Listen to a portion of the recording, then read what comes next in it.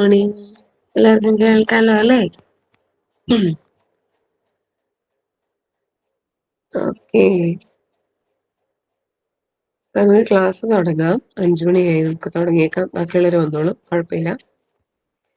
അപ്പൊ നമ്മളിന്ന് നോക്കാൻ പോകുന്നത് നമ്മുടെ 7ാം ക്ലാസ്സിലെ സയൻസിന്റെ 2ാമത്തെ പാഠം. നമ്മൾ കഴിഞ്ഞ ദിവസം 1ാം പാഠം നമ്മുടെ നോക്കിയായിരുന്നു. മണ്ണിൽ പൊന്നു വിളയിക്കാം എന്നുള്ളതുമായിട്ട് ബന്ധപ്പെട്ട കുറെ കാര്യങ്ങൾ, കൃഷി രീതികള്, പിന്നെ കാർഷിക സർവകലാശാലകളൊക്കെ നമ്മൾ നോക്കിയായിരുന്നു. അപ്പൊ ഇന്ന് നമ്മൾ നോക്കാൻ പോകുന്നത് നമ്മുടെ വളരെ പ്രധാനപ്പെട്ട ഒരു ചാപ്റ്ററാണ് ആസിഡുകളും ബേസുകളും. നമുക്കറിയാം, ആ ഒരു ചാപ്റ്ററിന്റെ അകത്ത് പേര് കേൾക്കുന്ന പോലെ തന്നെ കുറെ ആസിഡുകളുടെ പേരുകൾ നമുക്ക് പഠിക്കാനുണ്ട്, അതിന്റെ പ്രത്യേകതകളുണ്ട്. അതുപോലെ തന്നെ ബേസുകൾ, നമ്മുടെ ആൽക്കലികൾ, അതുമായിട്ട് ബന്ധപ്പെട്ട കുറെ കാര്യങ്ങളുണ്ട്. അപ്പം ഇവിടെ കുറെ സ്റ്റോറികളൊക്കെ പറഞ്ഞുകൊണ്ട് ഞാനൊന്നും പറയുന്നില്ല, ജസ്റ്റ് ഇമ്പോർട്ടൻ്റ് ആയിട്ടുള്ള കാര്യങ്ങൾ മാത്രമേ പറഞ്ഞു പോകുന്നുള്ളൂ. അപ്പൊ ഇവിടെ തുടക്കത്തിൽ തന്നെ ഒരു ടീച്ചർ ക്ലാസ്സിൽ പരീക്ഷണം കൊണ്ടുവന്നതാണ്. 2 ടംബർ, അതായത് 2 ഗ്ലാസ് പോലത്തെ ഇത് കൊണ്ടുവന്നു. അതില് ഒരെണ്ണത്തിനകത്ത് പിങ്ക് കളറിലുള്ള ഒരു വെള്ളം കൊണ്ടുവന്നു, മറ്റേതിൻ്റെ അകത്ത് ഒന്നുമില്ല, മറ്റേ പ്ലെയിൻ ആണ്. അപ്പൊ അങ്ങനെ കൊണ്ടുവന്നു. എന്നിട്ട് ഒരു കൊച്ചിനെ കൊടുത്തു. എന്നിട്ട് അവനോട് പറഞ്ഞു, എടാ ഇപ്പോഴത്തെ ക്ലാസ്സിൽ നിന്ന് ആ വെള്ളം ജസ്റ്റ് അപ്പുറത്തെ ക്ലാസ്സിലേക്ക് ഒന്ന് മാറ്റാൻ പറഞ്ഞു. അപ്പൊ അങ്ങനെ കൊച്ചു വന്നു, അവനെടുത്തു. എന്നിട്ട് ആ പിങ്ക് കളറിലുള്ള വെള്ളം, ജസ്റ്റ് അതുണ്ട് പിങ്ക് കളറിലുള്ള വെള്ളം അവൻ അടുത്ത ഗ്ലാസ്സിലേക്ക് ഒഴിച്ചപ്പോ അത് മഞ്ഞ നിറമായി. കണ്ടോ, പിങ്ക് കളറിലുള്ള വെള്ളം അപ്പുറത്തെ ക്ലാസ്സിലേക്ക് ഒഴിച്ചു കഴിഞ്ഞപ്പോൾ അതൊരു മഞ്ഞ നിറത്തിലേക്ക് മാറി. അപ്പൊ എല്ലാവർക്കും അത്ഭുതപ്പെട്ടു, കാരണം ആ ഗ്ലാസ്സിൽ ഒന്നുമില്ല, ജസ്റ്റ് ഇപ്പുറത്തെ ഗ്ലാസ്സിൽ ഇങ്ങോട്ട് ഒഴിച്ചത് മാത്രമേ ഉള്ളൂ. അങ്ങനെ ഒഴിച്ചു കഴിഞ്ഞപ്പോൾ തന്നെ അത് മഞ്ഞ നിറത്തിലായി. അപ്പൊ എല്ലാവർക്കും അത്ഭുതം, എന്ത് പറ്റി, എങ്ങനെയാണ് ഇതൊരു മഞ്ഞ നിറത്തിലായത്? കാരണം ടീച്ചർ അപ്പുറത്തെ ക്ലാസ്സിൽ ഒന്നും ഇല്ലാതെയാണ് കാണിച്ചത്. ഈ ഒരു ക്ലാസ്സിൽ മാത്രമേ പിങ്ക് കളറിലുള്ള വെള്ളമുള്ളൂ, അപ്പുറത്തെ ക്ലാസ്സിലാണ് ഒന്നും ഇല്ലതാണ്. അപ്പൊ എങ്ങനെ ഇങ്ങോട്ട് ഒഴിച്ചു കഴിഞ്ഞപ്പോൾ അത് മഞ്ഞ നിറത്തിലായി എന്ന് പിള്ളേർക്കെല്ലാം ഭയങ്കര കൺഫ്യൂഷൻ. അപ്പൊ അതിലാണ് ഇത് തുടങ്ങുന്നത്. അപ്പൊ നോക്കിക്കേ, ആദ്യം തന്നെ പറയുന്നത് ഒരു ശാസ്ത്ര കിറ്റിന്റെ കാര്യമാണ്. നമുക്കറിയാം, സയൻസുമായിട്ട് ബന്ധപ്പെട്ട് നമ്മുടെ ക്ലാസ്സുകളിലെല്ലാം പിള്ളേർക്കെല്ലാം ഓരോ ശാസ്ത്ര കിറ്റ് വേണമെന്നൊക്കെ പറയാറുണ്ട്. സയൻസുമായിട്ട് ബന്ധപ്പെട്ട പരീക്ഷണങ്ങൾ ചെയ്യാന്, അല്ലെങ്കിൽ അതിലുള്ള ഉപകരണങ്ങൾ സൂക്ഷിച്ചു വെക്കാനുള്ള ഒരു കിറ്റാണ് ശാസ്ത്ര കിറ്റ് എന്ന് പറയുന്നത്. അപ്പൊ എന്താണ് ശാസ്ത്ര കിറ്റ് എന്ന് ജസ്റ്റ് ഇവിടെ പറയുന്നുണ്ട്. ശാസ്ത്ര പരീക്ഷണങ്ങൾ ചെയ്യാൻ ആവശ്യമായ പല സാമഗ്രികളും നിങ്ങൾക്ക് വീട്ടിൽ നിന്നും ചുറ്റുപാടിൽ നിന്നും ശേഖരിക്കാനാകും. അവ ശേഖരിച്ചു വെക്കുന്ന കിറ്റാണ് നമ്മുടെ ശാസ്ത്ര കിറ്റ് എന്ന് പറയുന്നത്. സുതാര്യമായ ഗ്ലാസ് ടംബ്ലറുകൾ, പതിമുഖമിട്ട് തിളപ്പിച്ച പിങ്ക് നിറമുള്ള വെള്ളം, വിനാഗിരി, പുളിവെള്ളം, നാരങ്ങാനീര്, ഉപ്പ്, ചാരം, ചുണ്ണാമ്പ്, അപ്പക്കാരം, മോര് തുടങ്ങിയ വസ്തുക്കളാണ് ഈ യൂണിറ്റിലെ പരീക്ഷണങ്ങൾ ചെയ്യാനായി ശാസ്ത്ര കിറ്റിൽ കരുതേണ്ടത്. അത് ഈ യൂണിറ്റുമായിട്ട് ബന്ധപ്പെട്ട് എന്തൊക്കെ സാധനങ്ങൾ ആ ശാസ്ത്ര കിറ്റിൽ വേണമെന്നാണ് പറഞ്ഞിരിക്കുന്നത്. അതായത് ഓരോ യൂണിറ്റ് പഠിക്കുമ്പോൾ, സയൻസുമായിട്ട് ബന്ധപ്പെട്ട ഓരോ യൂണിറ്റ് പഠിക്കുമ്പോൾ ആ യൂണിറ്റ്, അതായത് അതിന്റെ പഠന നേട്ടങ്ങൾ നമുക്ക് പഠിക്കാൻ വേണ്ടിയിട്ട്, അല്ലെങ്കിൽ അതിൽ ഏതൊക്കെ പരീക്ഷണങ്ങളാണോ ചെയ്യുന്നത് അതുമായിട്ട് ബന്ധപ്പെട്ടാണ് ഓരോ ശാസ്ത്ര കിറ്റിലും ഉണ്ടായിരിക്കുന്നത്. അല്ല ചുമ്മാ നമ്മൾ കാണുന്ന വഴി കൂടെ കാണുന്ന എല്ലാ സാധനങ്ങളും നമ്മൾ എടുത്തു വെക്കുമല്ല. ഓരോ ചാപ്റ്ററിനും ആവശ്യമായിട്ടുള്ള കാര്യങ്ങളാണ് നമ്മൾ ശാസ്ത്ര കിറ്റിന്റെ അകത്ത് വെക്കുന്നത്. ആ പരീക്ഷണങ്ങളൊക്കെ ചെയ്യാൻ, അല്ലെങ്കിൽ ആ പാഠമായിട്ട് ബന്ധപ്പെട്ട് നമുക്ക് എന്തൊക്കെ കാര്യങ്ങളാണോ അറിയേണ്ടത് അതൊക്കെ ചെയ്യാൻ വേണ്ടിയുള്ള സാധനങ്ങളാണ് നമ്മൾ ശാസ്ത്ര കിറ്റിൽ സൂക്ഷിക്കുന്നത്. ഈ ഒരു ചാപ്റ്ററിൽ സുതാര്യമായ ഗ്ലാസ് ടംബ്ലറുകളും, പിന്നെ പതിമുഖമിട്ട് തിളപ്പിച്ച പിങ്ക് നിറമുള്ള വെള്ളം വേണം, വിനാഗിരി, പുളിവെള്ളം, നാരങ്ങാനീര്, ഉപ്പ്, ചാരം, ചുണ്ണാമ്പ്, അപ്പക്കാരം, മോര്, ഇതെല്ലാം നമ്മുടെ ഈ ഒരു ചാപ്റ്ററുമായിട്ട് ബന്ധപ്പെട്ട ശാസ്ത്ര കിറ്റിന്റെ അകത്ത് ഉണ്ടായിരിക്കണം. ഇനി നോക്കിക്കേ, ഈ ശാസ്ത്ര കിറ്റിൽ പറഞ്ഞ കാര്യങ്ങളെല്ലാം നമ്മൾ ആ ടംബ്ലറുകൾ, അതായത് ആ ഒരു ഗ്ലാസ് പോലെ ഇരിക്കുന്നതിനാണ് ഈ ടംബ്ലറുകൾ എന്ന് പറയുന്നത്. അതിലെല്ലാം നമ്മൾ നിരത്തി വെക്കുകയാണ്, ഓരോ ഗ്ലാസ്സിലും ഓരോന്ന് വീതം. എന്നിട്ട് 2 or 3 തുള്ളി വീതം നമ്മൾ ആ പതിമുഖം നിറഞ്ഞ വെള്ളം ഒരു ഗ്ലാസിന്റെ അകത്ത് വെച്ചു. ബാക്കി എല്ലാത്തിന്റെ അകത്തും ഓരോ ചെറിയ ചെറിയ തുള്ളികൾ മാത്രമേ എടുക്കുന്നുള്ളൂ. അപ്പൊ തുള്ളികളായിട്ട് എടുക്കുമ്പോൾ ആ ഗ്ലാസിന്റെ അകത്ത് എന്തെങ്കിലും ഉണ്ടായിട്ട് നമുക്ക് തോന്നുമോ? അത് ആ സൈഡിൽ കൂടെ എല്ലാം പറ്റി പിടിച്ചിരിക്കുന്നതായിട്ട് നമുക്ക് തോന്നുള്ളൂ. ജസ്റ്റ് നമ്മളൊരു ഗ്ലാസിന്റെ അകത്ത് നമ്മുടെ നാരങ്ങാനീര് ഇപ്പൊ ഇങ്ങനെ ഒഴിക്കുവാണെങ്കിൽ അത് ഈ ഗ്ലാസിന്റെ സൈഡിൽ കൂടി ഇങ്ങനെ പറ്റി ഇരിക്കുള്ളൂ. ഇങ്ങനെ ഈ സൈഡിൽ കൂടെ എല്ലാം നമ്മൾ ജസ്റ്റ് ഒന്ന് കലക്കും കൂടി ഇങ്ങനെ ചെയ്താൽ ജസ്റ്റ് ഈ സൈഡിൽ കൂടെ ഒക്കെ പറ്റി ഇങ്ങനെ ഇരിക്കുള്ളൂ. അല്ല മൊത്തം ഇങ്ങനെ നാരങ്ങാനീര് നിറച്ചൊന്നും ഇരിക്കുന്നില്ല, നമ്മൾ ജസ്റ്റ് ഒന്ന് ഒഴിക്കുന്നതല്ലേ ഉള്ളൂ. അപ്പൊ അങ്ങനെ നാരങ്ങാനീര് ഒഴിക്കുന്നുണ്ട്, ഉപ്പുലായനി ഒഴിക്കുന്നുണ്ട്, പുളിവെള്ളം ഉപയോഗിക്കുന്നുണ്ട്, ചാരം കലക്കിയ വെള്ളം ഉപയോഗിക്കുന്നുണ്ട്. അങ്ങനെ കുറച്ച് എണ്ണം ഇങ്ങനെ 2-3 തുള്ളിയായിട്ട് ഒഴിക്കുന്നുണ്ട്. അതുപോലെ തന്നെ ഒരു ടംബ്ലറിന്റെ നമ്മുടെ പതിമുഖ വെള്ളവും എടുക്കുന്നുണ്ട്. അപ്പൊ നിങ്ങൾക്ക് ഏകദേശം കാര്യം മനസ്സിലായി കാണുമല്ലോ. അതായത് നമ്മുടെ കൊച്ചിന്റെ കയ്യിലിരുന്നത് പതിമുഖ വെള്ളമായിരുന്നു. അവന്റെ കയ്യിലിരുന്ന ഒരു ഗ്ലാസിന്റെ അകത്ത് ഉണ്ടായിരുന്ന നമ്മുടെ റോസ് കളറിലിരുന്ന് പതിമുഖ വെള്ളം. നമുക്കറിയാം വെള്ളം തിളപ്പിക്കുമ്പോൾ ആ റോസ് കളറിലൊരു ഇതിട്ടിട്ട് നമ്മൾ തിളപ്പിക്കുമ്പോൾ അത് റോസ് കളറിലാവൂലേ, അതാണ് പതിമുഖ വെള്ളം. അപ്പം അതും ഇപ്പുറത്തെ ക്ലാസ്സിന്റെ അകത്ത് ടീച്ചർ എന്നാ ചെയ്തു, അത് നേരത്തെ ചെയ്തതാണ് ടീച്ചർ, ക്ലാസ്സിൽ വന്നിട്ടല്ല ചെയ്തത്, നേരത്തെ തന്നെ ഇച്ചിരി നാരങ്ങ നീര് ഒഴിച്ചു വെച്ചു. അതപ്പൊ ഈ സൈഡിൽ കൂടെ എല്ലാം പറ്റിയിട്ടുണ്ട്, ജസ്റ്റ് ഈ താഴെയുണ്ട്, നമുക്ക് കാണത്തില്ല. അങ്ങനെ നാരങ്ങ നീര് ഇതിന്റെ അകത്ത് കിടപ്പുണ്ടെന്ന് പെട്ടെന്ന് നോക്കുമ്പോൾ നമുക്കത് കാണത്തില്ല ആ ഒരു ഗ്ലാസിന്റെ അകത്ത്. അപ്പം ഇതിനി പതിമുഖ വെള്ളം ഇതിന്റെ അകത്തേക്ക് ഒഴിച്ചു കഴിഞ്ഞപ്പോ ഇതിലെ റോസ് കളർ എന്തായിട്ട് മാറി? മഞ്ഞ നിറമായിട്ട് മാറി. ഏത് പതിമുഖ വെള്ളം നാരങ്ങ നീരുമായിട്ട് കൂട്ടി യോജിച്ചു കഴിഞ്ഞപ്പോ എന്ത് നിറത്തിലേക്ക് മാറി? മഞ്ഞ നിറത്തിലേക്ക് മാറി. അപ്പൊ അതിന്റെ പ്രത്യേകതകൾ എന്തുകൊണ്ട് ഇങ്ങനെ മഞ്ഞ നിറമായി, അതാണ് നമ്മൾ ഇനി നോക്കാൻ പോകുന്നത്. ഇവിടെ നോക്കിക്കേ, ജിനുവിന്റെ ഡയറിയിൽ പരാമർശിച്ച പരീക്ഷണത്തിൽ മഞ്ഞ നിറം ലഭിക്കാനായി 2ാമത്തെ ക്ലാസ്സിൽ ടീച്ചർ ചേർത്തിരിക്കാൻ സാധ്യതയുള്ള പദാർത്ഥങ്ങൾ കുറെ താഴെ കൊടുത്തിട്ടുണ്ട്. ഇതിൽ ഏതൊക്കെയായിരിക്കും ടീച്ചർ അതിൽ ചേർത്തിട്ടുണ്ടാവുക എന്ന് ചോദിച്ചിരിക്കുന്നത്. ചാരം കലക്കിയ വെള്ളം കാണുമോ? ഇല്ല. നാരങ്ങ നീരുണ്ട്, അതായത് ടീച്ചറിന്റെ നാരങ്ങ നീര് ചേർത്ത് കാണാം. പിന്നെ വിനാഗിരി ചേർത്ത് കാണാം, പുളിവെള്ളവും ചേർത്ത് കാണാം. പിന്നെ നമ്മുടെ ചാരം കലക്കിയ വെള്ളം, ഉപ്പ് ലായനി, അപ്പക്കാര ലായനി, ഇതൊന്നും ടീച്ചർ ചേർത്ത് കാണാൻ ചാൻസ് ഇല്ലാത്തതാണ്. നമ്മുടെ അപ്പക്കാര ലായനി, ഉപ്പ് ലായനി, ചാരം കലക്കിയ വെള്ളം. ബാക്കി നാരങ്ങ നീര്, വിനാഗിരി, പുളിവെള്ളം, ഈ 3 ടീച്ചർ കൂടുതലായിട്ട് ചേർത്ത്. ഈ 3 ഇപ്പം നമ്മൾ ഈ 3 മാറ്റി നിർത്തി അങ്ങനെ നോക്കുമ്പോൾ ഇതിൽ തന്നെ ഉണ്ട് ഉത്തരങ്ങളെല്ലാം. ഈ 3 പ്രത്യേകതയാണ് ഏറ്റവും വലിയ ഇമ്പോർട്ടന്റ് ആയിട്ടുള്ള കാര്യം. അപ്പൊ നോക്കിക്കേ, നാരങ്ങ നീര്, വിനാഗിരി, പുളിവെള്ളം, ഈ 3 കോമൺ ആയിട്ടുള്ള ഒരു കാര്യം എന്താ? നമ്മുടെ നാരങ്ങ നീര്, പുളിവെള്ളം, വിനാഗിരി, ഇതിനെല്ലാം കോമൺ ആയിട്ടുള്ള ഒരു കാര്യമുണ്ട്. ഇതിന്റെ എല്ലാം ടേസ്റ്റ് എന്താണ്? ഏകദേശം ഒരു പുളി രുചിയാണ്. അതാണ് ഇതിൽ ഏറ്റവും ഇമ്പോർട്ടന്റ് ആയിട്ടുള്ള കാര്യം. അതായത് നാരങ്ങ നീര്, വിനാഗിരി, പുളിവെള്ളം, ഇതിനെല്ലാം ഏതാണ് ഒരു ടേസ്റ്റ് വരുന്നത്? പുളി രുചിയായിട്ടുള്ള ഒരു പദാർത്ഥങ്ങളാണ് ഈ വിനാഗിരി, നാരങ്ങ നീരും നമ്മുടെ പുളിവെള്ളവും. അപ്പൊ ഏകദേശം ഇതാണ് ടീച്ചർ അതിൻ്റെ അകത്ത് ഒഴിച്ചു കാണാൻ ചാൻസ് ഉള്ളത്. അപ്പൊ ഇങ്ങനെ പുളി രുചിയുള്ളതിനെല്ലാം കോമൺ ആയിട്ട് എന്ത് പറയും? അല്ലെങ്കിൽ വേറെ എന്തൊക്കെ പ്രത്യേകതകളാണ്, വേറെ എന്തൊക്കെ നിറമൊക്കെ മാറിയേക്കാം എന്നൊക്കെയാണ് നമ്മളിനി നോക്കാൻ പോകുന്നത്. വളരെ ഇമ്പോർട്ടന്റ് ആയിട്ടുള്ള ഒരു സാധനം ഇതിന്റെ ഈ ടേസ്റ്റ് ആണ്. അത് ഓർത്തിരിക്കുക. എന്ത് പുളി രുചിയുള്ളവയാണ് ഈ നാരങ്ങ നീര്, വിനാഗിരി, നമ്മുടെ പുളിവെള്ളം ഒക്കെ. നോക്കിക്കേ, പതിമുഖ വെള്ളത്തിന്റെ നിറം മഞ്ഞയാക്കിയ പദാർത്ഥങ്ങൾക്ക് രുചിയിൽ എന്തെങ്കിലും പൊതു സ്വഭാവം ഉണ്ടോ? ഉണ്ട്. നമ്മൾ പറഞ്ഞു എന്താണ് രുചിയിൽ പൊതു സ്വഭാവം ഉള്ളത്? എല്ലാത്തിനും ഒരു പുളി രുചി ഉള്ളവയാണ്. ഇവിടെ പറഞ്ഞിട്ടുണ്ട് അവയെല്ലാം പുളി രുചിയുള്ളവയാണല്ലോ. ചില ആസിഡുകൾ അടങ്ങിയത് കൊണ്ടാണ് അവയ്ക്ക് പുളി രുചിയുള്ളത്. അപ്പൊ അത് ശ്രദ്ധിക്കുക. എന്തുകൊണ്ടാണ് അതിന് പുളി രുചിയുള്ളത്? ചില ആസിഡുകൾ അതിൽ അടങ്ങിയിരിക്കുന്നത് കൊണ്ടാണ് അതിന് പുളി രുചിയുള്ളത്. അപ്പൊ നോക്കി, ഈ ആസിഡുകൾ തിരിച്ചറിയാൻ കുറെ പരീക്ഷണങ്ങളൊക്കെ ഉണ്ട്.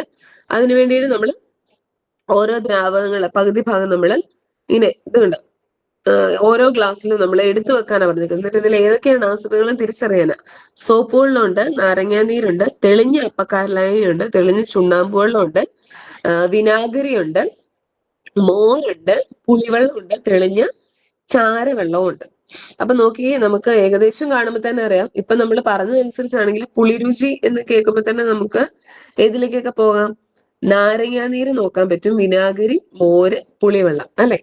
ഈ 4 കോമൺ ആയിട്ട് പുളി രുചിയുള്ളത്. നമ്മൾ സോപ്പ് വെള്ളം, പിന്നെ തെളിഞ്ഞ അപ്പക്കാര ലായനി, ചുണ്ണാമ്പ് വെള്ളം, തെളിഞ്ഞ ചാരവെള്ളം, ഇതിനെല്ലാം ഒരു പുളിരുചി ഉണ്ടോ? ഇല്ല. ഇനി നമ്മളിത് എങ്ങനെയാണ് തിരിച്ചറിയുന്നത്? ജസ്റ്റ് ഇത് പാത്രത്തിലെടുത്ത് വെച്ച് കഴിഞ്ഞാൽ നമുക്ക് അറിയാൻ പറ്റുമോ? അല്ലെങ്കിൽ എല്ലാം ഇങ്ങനെ ഒഴിച്ചു നോക്കിക്കൊണ്ടിരിക്കണ്ടേ? അപ്പൊ അങ്ങനെ തിരിച്ചറിയാൻ വേണ്ടി നമ്മൾ കുറച്ച് സാധനങ്ങളൊക്കെ ഉപയോഗിക്കാറുണ്ട്. അതാണ് ഏത്? നമ്മുടെ ലിറ്റ്മസ് പേപ്പർ. നമുക്ക് ബ്ലൂ ലിറ്റ്മസ് പേപ്പറും ഉണ്ട്, അതുപോലെ തന്നെ നമ്മുടെ റെഡ് ലിറ്റ്മസ് പേപ്പർ ഉണ്ട്. ഇതാണ് നമ്മൾ കോമൺ ആയിട്ട് എപ്പോഴും നമ്മുടെ പരീക്ഷണങ്ങൾക്ക് നമ്മൾ ഉപയോഗിക്കുന്നത്. മരങ്ങളിലും പാറകളിലും മറ്റും പറ്റിപ്പിടിച്ചു വളരുന്ന സസ്യവിഭാഗമായ ചിലീനും ലൈക്കണുകളുടെ സത്തിൽ നിന്ന് നിർമ്മിക്കുന്ന ചായമാണ് നമ്മുടെ ലിറ്റ്മസ് എന്ന് പറയുന്നത്. ഇത് നിറം മാറ്റം വഴി പദാർത്ഥങ്ങളുടെ സ്വഭാവം തിരിച്ചറിയാൻ സഹായിക്കുന്നു. ലൈക്കണുകളുടെ സത്ത് കടലാസിൽ പുരട്ടി ലിറ്റ്മസ് പേപ്പറും വെള്ളത്തിൽ ലയിപ്പിച്ച ലിറ്റ്മസ് ലായനിയും ഉണ്ടാക്കുന്നു.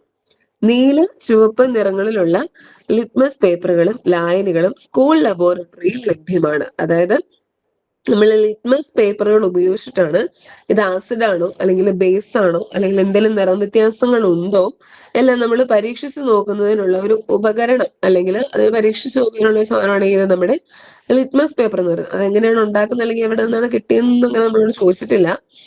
ലിറ്റ്മസ് പേപ്പർ നമ്മൾ ലബോറട്ടറിയിൽ ഉപയോഗിക്കുന്ന ഒരു കാര്യമാണ് ലിറ്റ്മസ് പേപ്പർ. അപ്പൊ നീല നിറത്തിലുണ്ട്, അതുപോലെ തന്നെ നമ്മുടെ റെഡ് നിറത്തിലും ഉണ്ട്. നോക്കിക്കേ, ഇവിടെ നമ്മുടെ പിള്ളേര് ഓരോ ക്ലാസ്സിൽ ഓരോ സാധനങ്ങൾ എടുത്തു വെച്ചിട്ടുണ്ട്. നാരങ്ങാനീരുണ്ട്, വിനാഗിരി ഉണ്ട്, ചുണ്ണാമ്പുകളുണ്ട്. ഇതെല്ലാം ഓരോ ക്ലാസ്സിൽ കൂടെ നിർത്തിയിട്ട് അവർ ആ ലിറ്റ്മസ് പേപ്പർ മുക്കി നോക്കി. ചിലതിൻ്റെ അകത്ത് എന്താ നീല മുക്കിയപ്പോ അത് നീലയായിട്ട് തന്നെ ഇരുന്നു. ചിലതിൻ്റെ അകത്താണ് നീല മുക്കിയപ്പോ അത് റെഡ് ആയിട്ടിരുന്നു. ചിലതിൻ്റെ അകത്താണെങ്കിൽ റെഡ് മുക്കിയപ്പോ റെഡ് ആയിട്ട് തന്നെ ഇരുന്നു. പിന്നെ ചിലതിൽ നീലയായിട്ടുണ്ട്. അപ്പൊ അങ്ങനെ കുറെ സംഭവങ്ങൾ വന്നപ്പോ ഇവർക്ക് തന്നെ ഒരു കൺഫ്യൂഷൻ ആയിപ്പോ എന്താ അതിന്റെ പ്രത്യേകത എന്ന്. അപ്പൊ നമുക്കത് നോക്കാം. എനിക്ക് നിരീക്ഷണ ഫലമാണ് ചോദിച്ചിരിക്കുന്നത്. ഞാനിവിടെ എഴുതി പോവാം, നിങ്ങൾ നോക്കുക. വിനാഗിരി നീല ലിറ്റ്മസ്, അതായത് വിനാഗിരി നീല ലിറ്റ്മസ് പേപ്പർ ഉപയോഗിച്ചിട്ട് നമ്മൾ മുക്കി നോക്കിയപ്പോ എന്തായി? അത് റെഡ് നിറത്തിലായി. ചുവപ്പ് ലിറ്റ്മസ് പേപ്പർ ആണെങ്കിൽ അത് റെഡ് കളറിൽ തന്നെ ഇരിക്കും. അതിന് വലിയ മാറ്റമൊന്നുമില്ല. നമ്മുടെ വിനാഗിരിയില് നീല ലിറ്റ്മസ് പേപ്പർ മുക്കിയപ്പം നീല എന്തായിട്ട് മാറി? റെഡ് ആയിട്ട് മാറി. ഇനി റെഡ് ലിറ്റ്മസ് പേപ്പർ മുക്കിയതെങ്കിലോ അത് റെഡ് ആയിട്ട് തന്നെ ഇരിപ്പുണ്ട്. ഇനി നമ്മുടെ നാരങ്ങ നീരാണെങ്കിലോ എന്താ സംഭവിച്ചത്? നീല എന്തായിട്ട് മാറി? റെഡ് ആയിട്ട് മാറി. ചുവപ്പ് അങ്ങനെ തന്നെ ഇരിക്കുകയും ചെയ്തു. അതായത് വിനാഗിരിയിലും നമ്മുടെ നാരങ്ങ നീരിലും ഒരേപോലെ തന്നെയാണ് വന്നത്. നീല ലിറ്റ്മസ് പേപ്പർ അവിടെ റെഡ് ആയിട്ട് മാറി. പിന്നെ റെഡ് ലിറ്റ്മസ് പേപ്പർ ആണെങ്കിൽ അത് റെഡ് ആയിട്ട് തന്നെ ഇരിക്കുകയും ചെയ്തു. നമ്മുടെ തെളിഞ്ഞ ചുണ്ണാമ്പ് വെള്ളം. തെളിഞ്ഞ ചുണ്ണാമ്പ് വെള്ളത്തില് നീല ലിറ്റ്മസ് പേപ്പർ എന്താ? നീലയായിട്ട് തന്നെ ഇരിപ്പുണ്ട്, ബ്ലൂ ആയിട്ട് തന്നെ ഇരിപ്പുണ്ട്. റെഡ്, ഇത് നമ്മുടെ ചുവപ്പ് ലിറ്റ്മസ് പേപ്പർ മുക്കിയപ്പോ അത് നീലയായിട്ട് മാറും. അതായത് ചുവപ്പ് ലിറ്റ്മസ് പേപ്പർ നീലയായിട്ട് മാറിയിട്ടുണ്ട്. പിന്നെ നമ്മുടെ സോപ്പ് ആണെങ്കിലോ, സോപ്പിൽ ഇനി അടുത്ത് നമ്മൾ സോപ്പ് വെള്ളമാണ് എടുക്കുന്നത്. നമ്മുടെ സോപ്പ് വെള്ളത്തിൽ നീല ലിറ്റ്മസ് പേപ്പർ നീല തന്നെയാണ്. ചുവപ്പ് ലിറ്റ്മസ് പേപ്പർ അത് നീലയായിട്ട് മാറും. അതുപോലെ തന്നെ അപ്പക്കാരമാണെങ്കിലും നീല ലിറ്റ്മസ് പേപ്പർ നീല തന്നെയാണ്. പക്ഷെ ചുവപ്പ് ലിറ്റ്മസ് പേപ്പർ മുക്കുമ്പോൾ അത് നീലയായിട്ട് ഇച്ചിരി മാറുന്നുണ്ട്. പിന്നെ നമ്മുടെ മോരും പുളിവെള്ളം ഒക്കെ ആണെങ്കിൽ നമ്മൾ ഈ പറഞ്ഞ പോലെ തന്നെ നമ്മുടെ റെഡ് തന്നെയാണ്. ഇത് നീല ലിറ്റ്മസ് പേപ്പറിനെ റെഡ് ആക്കും. റെഡ് ആയിട്ട് തന്നെ ഇരിക്കുകയും ചെയ്യും. ചാരമാണെങ്കിൽ നമുക്ക് രണ്ടും നമ്മളിപ്പോ പറഞ്ഞ പോലെ തെളിഞ്ഞ ചുണ്ണാമ്പ് വെള്ളത്തിന്റെ കാര്യം പറഞ്ഞ പോലെ രണ്ടും നീല നിറത്തിലാണ് വരുന്നത്. ഇനി നോക്കിയേ, ഏതെല്ലാം ദ്രാവകങ്ങളാണ് നീല ലിറ്റ്മസിനെ ചുവപ്പാക്കി മാറ്റിയത്? അതാണ് നമുക്ക് ഏറ്റവും ഇമ്പോർട്ടന്റ് ആയിട്ടുള്ള കാര്യം. നീല ലിറ്റ്മസിനെ ചുവപ്പാക്കി മാറ്റി ഏതൊക്കെയാണ്? നമ്മുടെ നാരങ്ങാ നീരുണ്ട്, വിനാഗിരി ഉണ്ട്, പിന്നെ നമ്മുടെ മോരുണ്ട്, പുളിവെള്ളമുണ്ട്. പുളിവെള്ളം, നാരങ്ങാ നീര്, നമ്മുടെ വിനാഗിരി, മോര്, ഇതെല്ലാം എന്ത് ചെയ്തു? നീല ലിറ്റ്മസിനെ ചുവപ്പാക്കി മാറ്റി. ഇനി തിരിച്ചാണെങ്കിലോ, ഏതെല്ലാം ദ്രാവകങ്ങളാണ് ചുവപ്പ് ലിറ്റ്മസിനെ നീലയാക്കി മാറ്റാൻ ചോദിച്ചിട്ടുണ്ട്. അപ്പൊ നമുക്കറിയാം മിച്ചമുള്ള ഏതൊക്കെയാണ്? നമ്മുടെ ചുണ്ണാമ്പ് വെള്ളം ഉണ്ടായിരുന്നു, സോപ്പ് വെള്ളം ഉണ്ടായിരുന്നു, പിന്നെ നമ്മുടെ അപ്പക്കാരം ഉണ്ടായിരുന്നു, ചാരത്തിന്റെ വെള്ളം ഉണ്ടായിരുന്നു, ചാരവെള്ളം ഉണ്ടായിരുന്നു. അപ്പൊ ഇതെല്ലാം എന്നാ സംഭവിച്ചു? ചുവപ്പ് ലിറ്റ്മസിനെ നീലയാക്കി മാറ്റിയതാണ്. അപ്പൊ ഈ ഓപ്ഷനിൽ ചിലപ്പോൾ നിങ്ങൾക്ക് ചോദിക്കുന്ന ഇങ്ങനെയായിരിക്കും, അതായത് നീല ലിറ്റ്മസിനെ ചുവപ്പാക്കി മാറ്റിയത്, അതിന്റെ പ്രത്യേകത അല്ലെങ്കിൽ അതിന് പറയുന്നത് എന്താണ്? ആസിഡാണോ ബേസ് ആണോ? അങ്ങനെയും ചോദിക്കാം. അല്ലെങ്കിൽ നീല ലിറ്റ്മസിനെ ചുവപ്പാക്കി മാറ്റിയതാണ്. ഈ ഒരു പിക്ചറിൽ നിന്ന് നിങ്ങൾ ഓർത്തിരിക്കുക. അതിൽ എന്താ? നീല ലിറ്റ്മസിനെ ചുവപ്പാക്കി മാറ്റിയത് ആ സബ്സ്റ്റൻസുകൾ ഏതൊക്കെയാണ്? അല്ലെങ്കിൽ അതിന്റെ കോമൺ ആയിട്ടുള്ള സ്വഭാവം പുള്ളി രുചിയാണെന്ന് ഓർക്കുക. അത് നീലേനെ ചുവപ്പാണ് ആക്കിയത് കേട്ടോ, അല്ല ചുവപ്പിനെ അല്ല മാറ്റിയത്. നീലേനെയാണ്, ബ്ലൂ ലിറ്റ്മസിനെ ചുവപ്പാക്കി മാറ്റിയതാണ് ഏതൊക്കെ? നമ്മുടെ വിനാഗിരി, നാരങ്ങ നീര്, മോര്, പുളിവെള്ളം ഒക്കെ. അപ്പൊ ഇതിനെല്ലാം പ്രത്യേകതകൾ എന്താണ്? അതിനെല്ലാം പുളി രുചിയുള്ളവയാണ്. അത് നമ്മൾ പറഞ്ഞു ചില ആസിഡുകൾ അടങ്ങിയിട്ടുള്ളത് കൊണ്ടാണ് അതിന് പുളി രുചിയുള്ളതെന്ന് പറഞ്ഞു. അപ്പൊ അത് നീല ലിറ്റ്മസ് പേപ്പറിനെ ചുവപ്പാക്കി മാറ്റുന്നു. അത് നിങ്ങൾ നോട്ട് ചെയ്ത് പോകേണ്ട കാര്യമാണ്. നീല ലിറ്റ്മസിനെ ചുവപ്പാക്കി മാറ്റുന്നു. അതുപോലെ തന്നെ അതിനെല്ലാം കോമൺ ആയിട്ടുള്ള രുചി എന്ന് പറയുന്നത് നമ്മുടെ പുളി രുചിയാണ്. അതാണ് ഏറ്റവും ഇമ്പോർട്ടന്റ് ആയിട്ടുള്ള രണ്ട് കാര്യങ്ങൾ. നമ്മുടെ ആസിഡുമായിട്ട് ബന്ധപ്പെട്ട ഏറ്റവും ഇമ്പോർട്ടന്റ് ആയിട്ടുള്ള രണ്ട് കാര്യങ്ങളേ ഉള്ളൂ.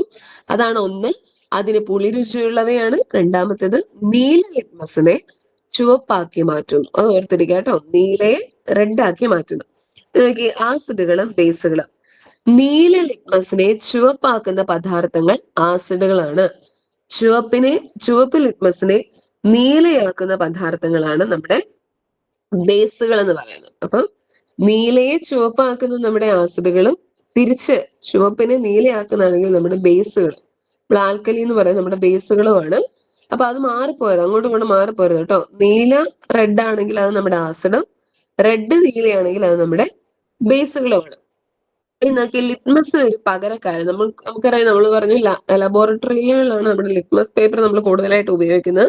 അപ്പൊ ഈ ലിറ്റ്മസ് പേപ്പർ കിട്ടാത്ത സമയങ്ങളിൽ നമ്മൾ ഇവിടെ സ്കൂളുകളിലൊക്കെ ആണെങ്കിൽ നമ്മൾ ലിറ്റ്മസ് പേപ്പറിന് പകരം ലിറ്റ്മസ് പേപ്പർ കിട്ടാത്ത സാഹചര്യങ്ങളൊക്കെ വരുവാണെങ്കിൽ നമ്മൾ പകരം ഉപയോഗിക്കുന്നതാണ് നമ്മുടെ ചെമ്പരത്തി പേപ്പർ എന്ന് പറയും. അതായത് നമുക്കറിയാം 2-3 ഇതുപോലെ ഇവര് കാണിച്ചിട്ടുണ്ട്. നിങ്ങൾ സൂം ഔട്ട് ചെയ്യാം. ഓക്കെ, ഇവിടെ കണ്ടോ 2-3 കഷ്ണമെങ്കിലും നീളത്തിൽ നമ്മള് പേപ്പർ, ജസ്റ്റ് ഒരു വെള്ള പേപ്പർ എടുക്കുക. ഇതായാലും നമ്മുടെ ഹിബിസ്കസ്, നമ്മുടെ ചെമ്പരത്തി, നല്ല ചുമല ചെമ്പരത്തി എടുത്തിട്ട് നല്ല രീതിയിൽ അങ്ങോട്ട് ഉരച്ചു കൊടുക്കുക. നമുക്കറിയാം, നമ്മളെല്ലാം ചെയ്തിട്ടുള്ളതാണ്. നമ്മുടെ ഈ ചെമ്പരത്തി പൂ ഇങ്ങനെ വെള്ള പേപ്പറിൽ ഉരയ്ക്കുമ്പോൾ ഏകദേശം ഒരു വയലറ്റ് കളർ, അതൊന്ന് ഉണങ്ങി കഴിയുമ്പോൾ ഏകദേശം ഒരു കടും നീല രീതിയിൽ അത് ഉണങ്ങി വരുന്നു. അത് നന്നായിട്ട് ഉണക്കണം, നീലത്ത് വെച്ച് നന്നായിട്ട് ഉണങ്ങി എന്താ പറ്റിപ്പിടിച്ച ചെറിയ സാധനങ്ങളൊക്കെ പോയിട്ട് ആ പേപ്പർ മൊത്തം ഒരു നീല കളറിൽ വന്നാൽ മതി. അപ്പൊ ആ ഒരു നീല കളറിലുള്ള സാധനം നമ്മൾ ഇതുപോലെ മോരിന്റെ അകത്തോ അല്ലെങ്കിൽ നമ്മുടെ നാരങ്ങ നീരിന്റെ അകത്തൊക്കെ മുക്കി നോക്കുമ്പോൾ അത് ചുവപ്പ് നിറമായിട്ട് മാറുന്നതായിട്ട് നമുക്ക് കാണാൻ പറ്റും. അപ്പൊ അങ്ങനെ നമ്മുടെ ഇങ്ങനെ ചുവപ്പ് നിറമായിട്ട് മാറ്റുന്നത്, അല്ലെങ്കിൽ ഇതുപോലെ നമ്മുടെ ചെമ്പരത്തി പൂവിന്റെ കാര്യം പറഞ്ഞു, പിന്നെ നമ്മുടെ ലിറ്റ്മസ് പേപ്പറുകൾ പറഞ്ഞു. അപ്പൊ ഇതിനെ എങ്ങനെ ആസിഡിനെയും അല്ലെങ്കിൽ ഏതാണ് ബേസ് എന്ന് തിരിച്ചറിയുന്നതിന് വേണ്ടി നമ്മൾ ഉപയോഗിക്കുന്ന സൂചകങ്ങളുണ്ട്. നമ്മൾ പറഞ്ഞു ആസിഡിനെയും ബേസിനെയും തമ്മിൽ തിരിച്ചറിയാൻ വേണ്ടി നമ്മൾ ഉപയോഗിക്കുന്നതാണ് നമ്മുടെ ലിറ്റ്മസ് പേപ്പർ. അതുപോലെ തന്നെ നമ്മൾ ഇപ്പൊ ഉപയോഗിക്കുന്നതാണ് നമ്മുടെ ചെമ്പരത്തി പേപ്പർ. ലിറ്റ്മസ് പേപ്പർ ഒക്കെ ലബോറട്ടറി, മനുഷ്യ നിർമ്മിതമാണ്. നമ്മുടെ ചെമ്പരത്തി പേപ്പർ എന്ന് പറയുമ്പോൾ അത് പ്രകൃതിദത്തമായിട്ടുള്ളതാണ്. അതും കൂടെ ഒന്ന് ഓർത്തിരിക്കുക കേട്ടോ. പ്രകൃതിദത്തമായിട്ടുള്ളതുകൊണ്ട് അതുപോലെ തന്നെ നമ്മുടെ ലബോറട്ടറി കാര്യങ്ങളിൽ ഉപയോഗിക്കുന്നതും ഉണ്ട്. അപ്പൊ അതിനെയെല്ലാം നമ്മൾ കോമൺ ആയിട്ട് പറയുന്നതാണ് നമ്മളെ സൂചകങ്ങൾ അഥവാ ഇൻഡിക്കേറ്റേഴ്സ്. നിറം മാറ്റത്തിലൂടെ ആസിഡിനെയും ബേസിനെയും തിരിച്ചറിയാൻ സഹായിക്കുന്ന പദാർത്ഥങ്ങളാണ് നമ്മുടെ സൂചകങ്ങൾ എന്ന് പറയുന്നത്. ലിറ്റ്മസ് പേപ്പർ ഒരു സൂചകമാണ്. ഇനി ലബോറട്ടറി സൂചകങ്ങൾ എന്ന് പറഞ്ഞ കുറെ കാര്യങ്ങൾ പറഞ്ഞിട്ടുണ്ട്. ഇതാണ് വളരെ ഇമ്പോർട്ടന്റ്. നമ്മുടെ നീല ചുവപ്പ് ലിറ്റ്മസ് പേപ്പറിനോടൊപ്പം തന്നെ ലബോറട്ടറികളിലെ സൂചകങ്ങളായിട്ട് ഉപയോഗിക്കുന്ന 2 എണ്ണമാണ് നമ്മുടെ ഫിനോഫ്തലിനും മീഥൈൽ ഓറഞ്ചും. ആ 2 പേരുകൾ ഓർത്തിരിക്കണം. നീല ലിറ്റ്മസ് പേപ്പറും അതുപോലെ തന്നെ നമ്മുടെ ചുവപ്പ് ലിറ്റ്മസ് പേപ്പറും കൂടാതെ ലബോറട്ടറികളിൽ ഉപയോഗിക്കുന്ന 2 സൂചകങ്ങളാണ് ഏതൊക്കെ? നമ്മുടെ ഫിനോഫ്തലിനും മീഥൈൽ ഓറഞ്ചും. അപ്പൊ അത് ഓർത്തിരിക്കണം കേട്ടോ. ആ 2 പേരുകളും കൂടെ ഓർത്തിരിക്കുക. നമുക്ക് ഉപയോഗിക്കുന്ന സൂചകങ്ങളാണ് ഫിനോഫ്തലിനും നമ്മുടെ മീഥൈൽ ഓറഞ്ച് എന്ന് പറയുന്നത്. അപ്പം നമുക്ക് പൊതുവെ ആസിഡുകളും ബേസുകളും തിരിച്ചറിയുന്നതിന് വേണ്ടി നമ്മൾ ഉപയോഗിക്കുന്ന സൂചകങ്ങൾ ഏതൊക്കെയാണ്? നീല ലിറ്റ്മസ് പേപ്പർ ഉണ്ട്, ചുവപ്പ് ലിറ്റ്മസ് പേപ്പർ ഉണ്ട്, അതുപോലെ തന്നെ നമ്മുടെ ഫിനോഫ്തലിനും നമ്മുടെ മീഥൈൽ ഓറഞ്ചും. ഇനി ഇവിടെ നോക്കിക്കേ, ഓരോ ദ്രാവകങ്ങൾ എടുത്തിട്ടുണ്ട്. അതിലേക്ക് ഫിനോഫ്തലിനൊക്കെ ഒഴിച്ചു കഴിയുമ്പോൾ അല്ലെങ്കിൽ മീഥൈൽ ഓറഞ്ച് ഒഴിച്ചു കഴിയുമ്പോൾ എന്ത് നിറവാണ് എന്നൊക്കെയാണ് ചോദിച്ചിരിക്കുന്നത്. വിനാഗിരി നോക്കിക്കേ, വിനാഗിരിയിൽ നമ്മുടെ ഫിനോഫ്തലിൻ ഒഴിക്കുമ്പോൾ പ്രത്യേകിച്ച് നിറമൊന്നുമില്ല, പ്രത്യേകിച്ച് ഒരു മാറ്റമൊന്നുമില്ല. നമ്മുടെ ഫിനോഫ്തലിന് പ്രത്യേകിച്ച് ഒരു മാറ്റമൊന്നുമില്ല, നിറമൊന്നുമില്ല. പക്ഷെ നമ്മുടെ മീഥൈൽ ഓറഞ്ച് ഒഴിച്ചു കഴിയുമ്പോൾ അവിടെ ഒരു ലൈറ്റ് റെഡ് അല്ലെങ്കിൽ ഒരു ലൈറ്റ് പിങ്ക് നിറമാണ് നമ്മുടെ വിനാഗിരിക്ക് കാണുന്നത്. അതായത് ഫിനോഫ്തലിൻ ഒഴിക്കുമ്പോൾ പ്രത്യേകിച്ച് നിറങ്ങളൊന്നുമില്ല, പക്ഷെ നമ്മുടെ മീഥൈൽ ഓറഞ്ച് ഒഴിച്ചു കഴിയുമ്പോൾ അതിനൊരു ചെറിയൊരു പിങ്ക് നിറം പോലെ വരുന്നുണ്ട്. പിങ്ക് അല്ലെങ്കിൽ ഒരു ചെറിയ റെഡ് നിറം വരുന്നുണ്ട്. ഇനി തെളിഞ്ഞ ചുണ്ണാമ്പ് വെള്ളത്തിൽ നമ്മുടെ ഫിനോഫ്തലിൻ ഒഴിച്ചപ്പോൾ അതില് പിങ്ക് നിറമായിട്ടാണ് വരുന്നത്. ഈ തെളിഞ്ഞ ചുണ്ണാമ്പ് വെള്ളത്തിൽ ഒഴിക്കുമ്പോൾ അതൊരു പിങ്ക് നിറമാണ്. മീഥൈൽ ഓറഞ്ച് ഒഴിക്കുമ്പോഴോ അതൊരു ലൈറ്റ് കളറിലുള്ള യെല്ലോ, ഒരു ഇളം മഞ്ഞ നിറം. നമ്മുടെ ചുണ്ണാമ്പ് വെള്ളത്തിൽ മീഥൈൽ ഓറഞ്ച് ഒഴിക്കുമ്പോൾ ഒരു ഇളം മഞ്ഞ നിറമാണ്. ഇനി നമ്മുടെ നാരങ്ങ നീരിൽ ഫിനോഫ്തലിൻ ഒഴിക്കുമ്പോൾ എന്താണ്? പ്രത്യേകിച്ച് നിറങ്ങളൊന്നും ഇല്ല, പ്രത്യേകിച്ച് നിറമൊന്നും വരത്തില്ല. പക്ഷെ മീഥൈൽ ഓറഞ്ച് ഒഴിക്കുമ്പോൾ നമ്മുടെ വിനാഗിരിയുടെ കാര്യം പറഞ്ഞ പോലെ ഇളം നിറത്തിലുള്ള ചുവപ്പ് അല്ലെങ്കിൽ ഇളം നിറത്തിലുള്ള പിങ്ക്, ആ ഒരു കളറാണ് നമ്മുടെ നാരങ്ങ നീരിൽ വരിക. ഇനി സോപ്പ് വെള്ളമാണെങ്കിൽ നമ്മൾ ഇപ്പൊ പറഞ്ഞ നമ്മുടെ ചുണ്ണാമ്പ് വെള്ളത്തിൻ്റെത് പറഞ്ഞ പോലെ പിങ്കും ലൈറ്റ് യെല്ലോ കളറുമാണ് വരുന്നത്. തെളിഞ്ഞ അപ്പക്കാരലായനിയാണെങ്കിലും അതേ കാര്യം തന്നെ, പിങ്ക് കളറും വരും. ഇതിന് രണ്ടിന് പിങ്ക് കളർ വരും ഫിനോഫ്തലിൻ ഒഴിക്കുമ്പോൾ. മീഥൈൽ ഓറഞ്ച് ഒഴിക്കുമ്പോൾ ഒരു ഇളം നിറത്തിലുള്ള മഞ്ഞ നിറവും വരുന്നുണ്ട്. അപ്പൊ നോക്കിക്കേ, ഇതിൽ നമ്മൾ ആദ്യം തന്നെ ചെയ്ത പറഞ്ഞായിരുന്നു, ഇതിൽ ഏതൊക്കെയാണ് ആസിഡിന്റെ സ്വഭാവമായിട്ട് വരുന്നത്? വിനാഗിരി വരും, നമ്മുടെ നാരങ്ങാനീര് വരും, അല്ലെ? വിനാഗിരി ഉണ്ട്, നമ്മുടെ നാരങ്ങാനീര് വരും. പിന്നെ നമ്മുടെ തെളിഞ്ഞ ചുണ്ണാമ്പ് വെള്ളവും സോപ്പ് വെള്ളവും തെളിഞ്ഞ അപ്പക്കാരലായനി, അപ്പൊ ഏതിൻ്റെ അകത്ത് പെടും? അതെല്ലാം നമ്മുടെ ബേസുകളായിട്ട് വരും. നമ്മൾ ആസിഡുകളുടെ പ്രത്യേകത പറഞ്ഞപ്പോ പറഞ്ഞു, അതിനെല്ലാം എന്താണ്? പുളി രുചിയുള്ളവയാന്നും പറഞ്ഞു. അതുപോലെ തന്നെ എന്താ? നീലയെ റെഡ് ആക്കി മാറ്റുമെന്നും നമ്മൾ പറഞ്ഞു. അപ്പൊ ഇവിടെ നമ്മുടെ മീഥൈൽ ഓറഞ്ച് ഒഴിച്ചു കഴിഞ്ഞപ്പം അതിലൊരു റെഡ് നിറം, അല്ലെങ്കിൽ ആ ഒരു എന്താ കുറച്ചുകൂടെ ഇളം നിറത്തിലുള്ള ആ ഒരു പിങ്ക് എല്ലാം കൂടെ കൂടി വന്ന് ഇതിലൊക്കെയാണ്? ഇവിടെ വിനാഗിരിയിലും അതുപോലെ തന്നെ നമ്മുടെ നാരങ്ങാ നീരിലുമാണ്. ബാക്കി എല്ലാത്തിലും എന്താ? ഒരു പിങ്ക് കളർ മാത്രം വന്നു. അതുപോലെ തന്നെ മഞ്ഞ കളറുമാണ് വന്നത്. അപ്പൊ അതെല്ലാം ഏത് വിഭാഗത്തിൽ പെടും? നമ്മുടെ ബേസ് എന്നുള്ള വിഭാഗത്തിൽ പെടും. നമ്മൾ അതിന് ബേസ് എന്ന് പറയുന്നതാണ് നമ്മുടെ ആൽക്കലി എന്നുള്ള ഒരു പേരാണ് നമ്മൾ കൂടുതലായിട്ട് ഉപയോഗിക്കുന്നത്, ആസിഡും ആൽക്കലികളും. അപ്പൊ ആൽക്കലി അഥവാ ബേസ് എന്നാണ് അതിന് നമ്മൾ അറിയപ്പെടുന്നത്. ഓക്കെ, ആസിഡുകള് നീല ലിറ്റ്മസിനെ ചുവപ്പാക്കുമെന്നും ബേസുകൾ ചുവപ്പ് ലിറ്റ്മസിനെ നീലയാക്കും നിങ്ങൾ തിരിച്ചറിഞ്ഞല്ലോ.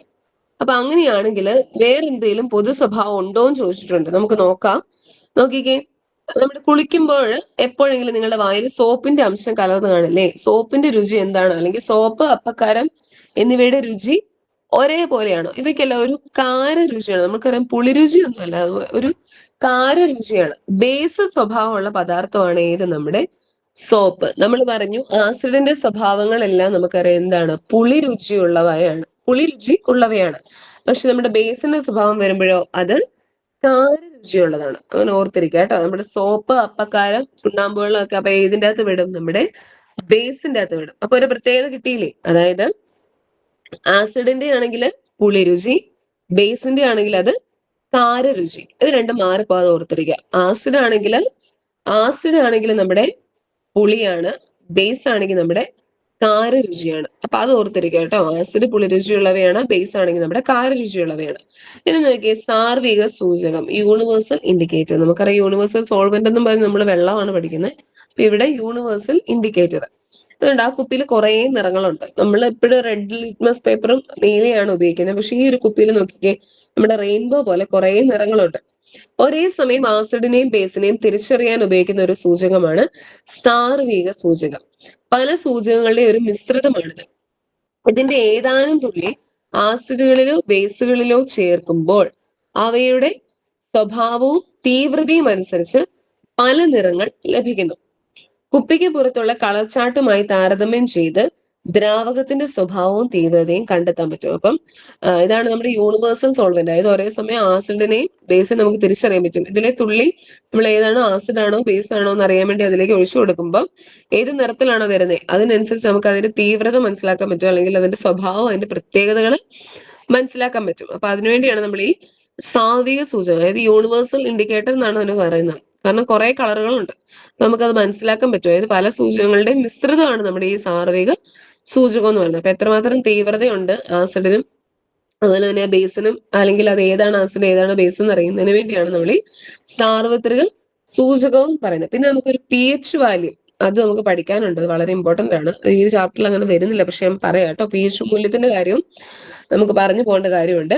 പിന്നെ നമ്മൾ പറഞ്ഞു നമ്മുടെ സോപ്പ് വെള്ളം, അപ്പക്കാര ലായനി, പിന്നെ നമ്മുടെ ഈ ചുണ്ണാമ്പ് വെള്ളം, ഇതെല്ലാം ഏതിൻ്റെ അകത്ത് പെടുന്നതാണ്? ഇതിനെല്ലാം ഒരു കാര രുചിയാണുള്ളത്. അപ്പൊ അതെല്ലാം ഏത് വിഭാഗത്തിൽ പെടും? നമ്മുടെ ബേസ്, നമ്മുടെ ബേസിൻ്റെ അകത്ത് പെടും. അതുപോലെ തന്നെ ഇതിനുള്ള വേറൊരു പ്രത്യേകതയാണ്, നമ്മുടെ ആസിഡിന് പുളിരുചി മാത്രമേ ഉള്ളൂ കേട്ടോ, അത് ഓർത്തിരിക്കുക. പക്ഷെ നമ്മുടെ ബേസിന്, നമ്മുടെ ആൽക്കലിക്ക് കാര രുചിയുണ്ട്. അതുപോലെ തന്നെ ഒരു സ്വഭാവം ഉള്ളതാണ് നമ്മുടെ വഴുവഴുപ്പ്. നമുക്കറിയാം ഈ സോപ്പുകളൊക്കെ എടുത്ത് അതിനൊരു വഴുവഴുപ്പുണ്ട് നമ്മുടെ ആ പതക്കല്ല, സോപ്പിനൊക്കെ തന്നെ. അപ്പൊ ആ ഒരു പ്രത്യേകത എന്ന് പറയുന്നത് വഴുവഴുപ്പും ഉണ്ടെന്നുള്ളതാണ്. നമ്മുടെ ആൽക്കലി അല്ലെങ്കിൽ നമ്മുടെ ബേസിന്റെ പ്രത്യേകതകളിൽ പെടുന്നതാണ് കാരരുചി ഉള്ളവയാണ്, അതുപോലെ തന്നെ അതിന് വഴുവഴുപ്പും ഉണ്ട്.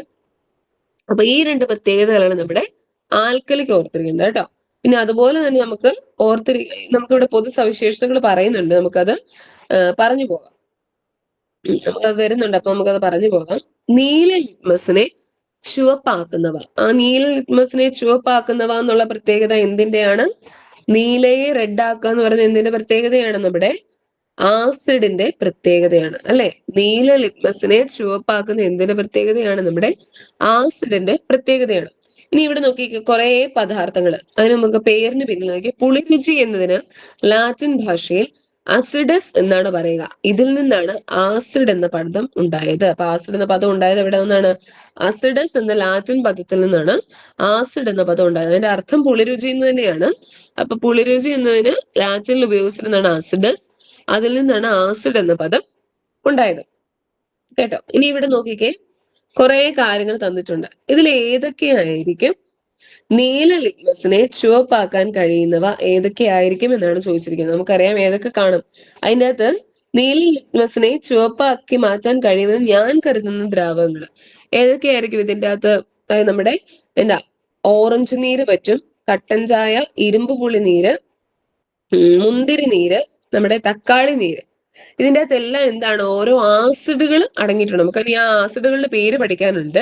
നമുക്കറിയാം ഓരോ ഓറഞ്ച് നീരായിക്കോട്ടെ, കട്ടൻ ചായ ആയിക്കോട്ടെ, നമ്മൾ കട്ടൻ ചായക്ക് നമ്മൾ നാരങ്ങ നീര് പിഴിഞ്ഞൊഴിക്കുമല്ലോ. അപ്പൊ ആ രീതിയിലുള്ളതിന്റെ കാര്യം കേട്ടോ പറഞ്ഞിരിക്കുന്നത്. അല്ലെങ്കിൽ അത് അങ്ങനെ വരത്തില്ല. നമ്മൾ നാരങ്ങ നീര് കൊളിച്ചിട്ട് നമ്മൾ കട്ടൻ ചായ ഉപയോഗിക്കില്ലേ, അങ്ങനെയുള്ളതിൻ്റെ അകത്ത് മാത്രമേ വരുള്ളൂ. അല്ലാത്തതിൻ്റെ അകത്ത് അങ്ങനെ വരില്ല. പിന്നെ നമ്മുടെ ഇരുമ്പൻ പുളി നീര്, അതാണ് നമ്മുടെ ഇരുമ്പൻ പുളി, നമുക്കറിയാം, കണ്ടിട്ടുള്ളതാണ്. എല്ലാ ഓരോരുത്തരുടെ നാട്ടിൽ അത് വേറൊരു പേരൊക്കെ ആയിരിക്കും പറയുന്നത്. അപ്പൊ ഈ ഒരു കുറെ കാര്യങ്ങൾ നമ്മുടെ നീല ലിറ്റ്മസിനെ ചുവപ്പാക്കി മാറ്റുന്നു. അപ്പം അതിനുള്ള കാരണം, ഏറ്റവും പ്രധാനപ്പെട്ട കാരണം എന്താ? ഒരു കാരണമേ ഉള്ളൂ, പുളി രുചിയുള്ളതാണ്. ഇതിനെല്ലാം പുളി രുചിയുള്ളതാണെന്നുള്ളതാണ് പ്രധാനപ്പെട്ട കാരണം. അത് മാത്രം നിങ്ങൾ നോക്കിയാൽ മതി. ഓപ്ഷനിൽ ഇപ്പൊ 4 ഓപ്ഷൻസ് നമുക്ക് വരുള്ളൂ, അല്ലാതെ കൂടുതൽ ഓപ്ഷൻസ് നമുക്ക് ഒരിക്കലും എക്സാമിന് വരില്ല. അങ്ങനെ ഓപ്ഷൻസ് വരുമ്പോൾ ജസ്റ്റ് ഒന്ന് വായിച്ചു നോക്കുക. അപ്പക്കാരം, ഇപ്പൊ അപ്പക്കാരം, നാരങ്ങ നീര്, മോര്, പിന്നെ നമ്മുടെ വിനാഗിരി, ഇങ്ങനെ ഈ 4 തന്നിരിക്കുകയാണെങ്കിൽ നമുക്ക് ഏകദേശം വായിച്ചു നോക്കുമ്പോൾ അറിയാം അതിൽ അപ്പക്കാരം മാത്രമേ വ്യത്യാസം വരുള്ളൂ. ബാക്കി എല്ലാത്തിനും പുളി രുചിയുള്ളതാണ്. അപ്പൊ അത് നിങ്ങൾ കോൺസെൻട്രേറ്റ് ചെയ്യുക കേട്ടോ, ആ ഒരു കാര്യം. അല്ലെങ്കിൽ തിരിച്ചും വരാം. നമ്മുടെ ബേസിസ് സ്വഭാവമുള്ള വഴുവഴുപ്പുള്ളത് 3 തന്നിട്ട് ഒരെണ്ണം ആസിഡിന്റെ പ്രത്യേകതയുള്ളതും അങ്ങനെയും തരാം. അപ്പൊ നിങ്ങൾ ഓപ്ഷൻസ് വായിച്ചു നോക്കുക. ഈ സാധനങ്ങളെല്ലാം ഏകദേശം നമ്മുടെ മൈൻഡിലേക്ക് കൊണ്ടുവരുമ്പോൾ അതിന്റെ ടേസ്റ്റ് ഒന്ന് ഓർക്കുക. പുളിരുചി ഉള്ളതാണെങ്കിൽ അത് ആസിഡാണ്. അല്ല, കാരരുചിയും വഴുവഴുപ്പും ഉള്ളതാണെങ്കിൽ അത് ഏതാണ്? നമ്മുടെ ബേസ് ആയിട്ടും വരും. ഇനി ഭക്ഷ്യവസ്തുക്കളിലെ ആസിഡുകൾ നോക്കിക്കേ. പുളിരുചിയുള്ള ഭക്ഷ്യവസ്തുക്കളിലെല്ലാം ചില ആസിഡുകൾ അടങ്ങിയിരിക്കുന്നു. മിക്ക പഴങ്ങളിലും ഒന്നിലധികം ആസിഡുകൾ അടങ്ങിയിട്ടുണ്ട്. ഇതാണ് ഞാൻ പറഞ്ഞത്, നമ്മുടെ ഭക്ഷ്യവസ്തുക്കളിൽ അടങ്ങിയിരിക്കുന്ന പ്രധാന ആസിഡുകൾ വളരെ വളരെ ഇമ്പോർട്ടന്റ് ആണ്. ഇത് പഠിച്ചേ പറ്റൂ. ഈ ടേബിൾ അങ്ങനെ തന്നെ നമുക്ക് പഠിച്ചേ പറ്റൂ. നോക്കിക്കേ, മോര്, തൈര് എന്നിൽ ഏത് ആസിഡാണ്? ലാക്റ്റിക് ആസിഡാണ്.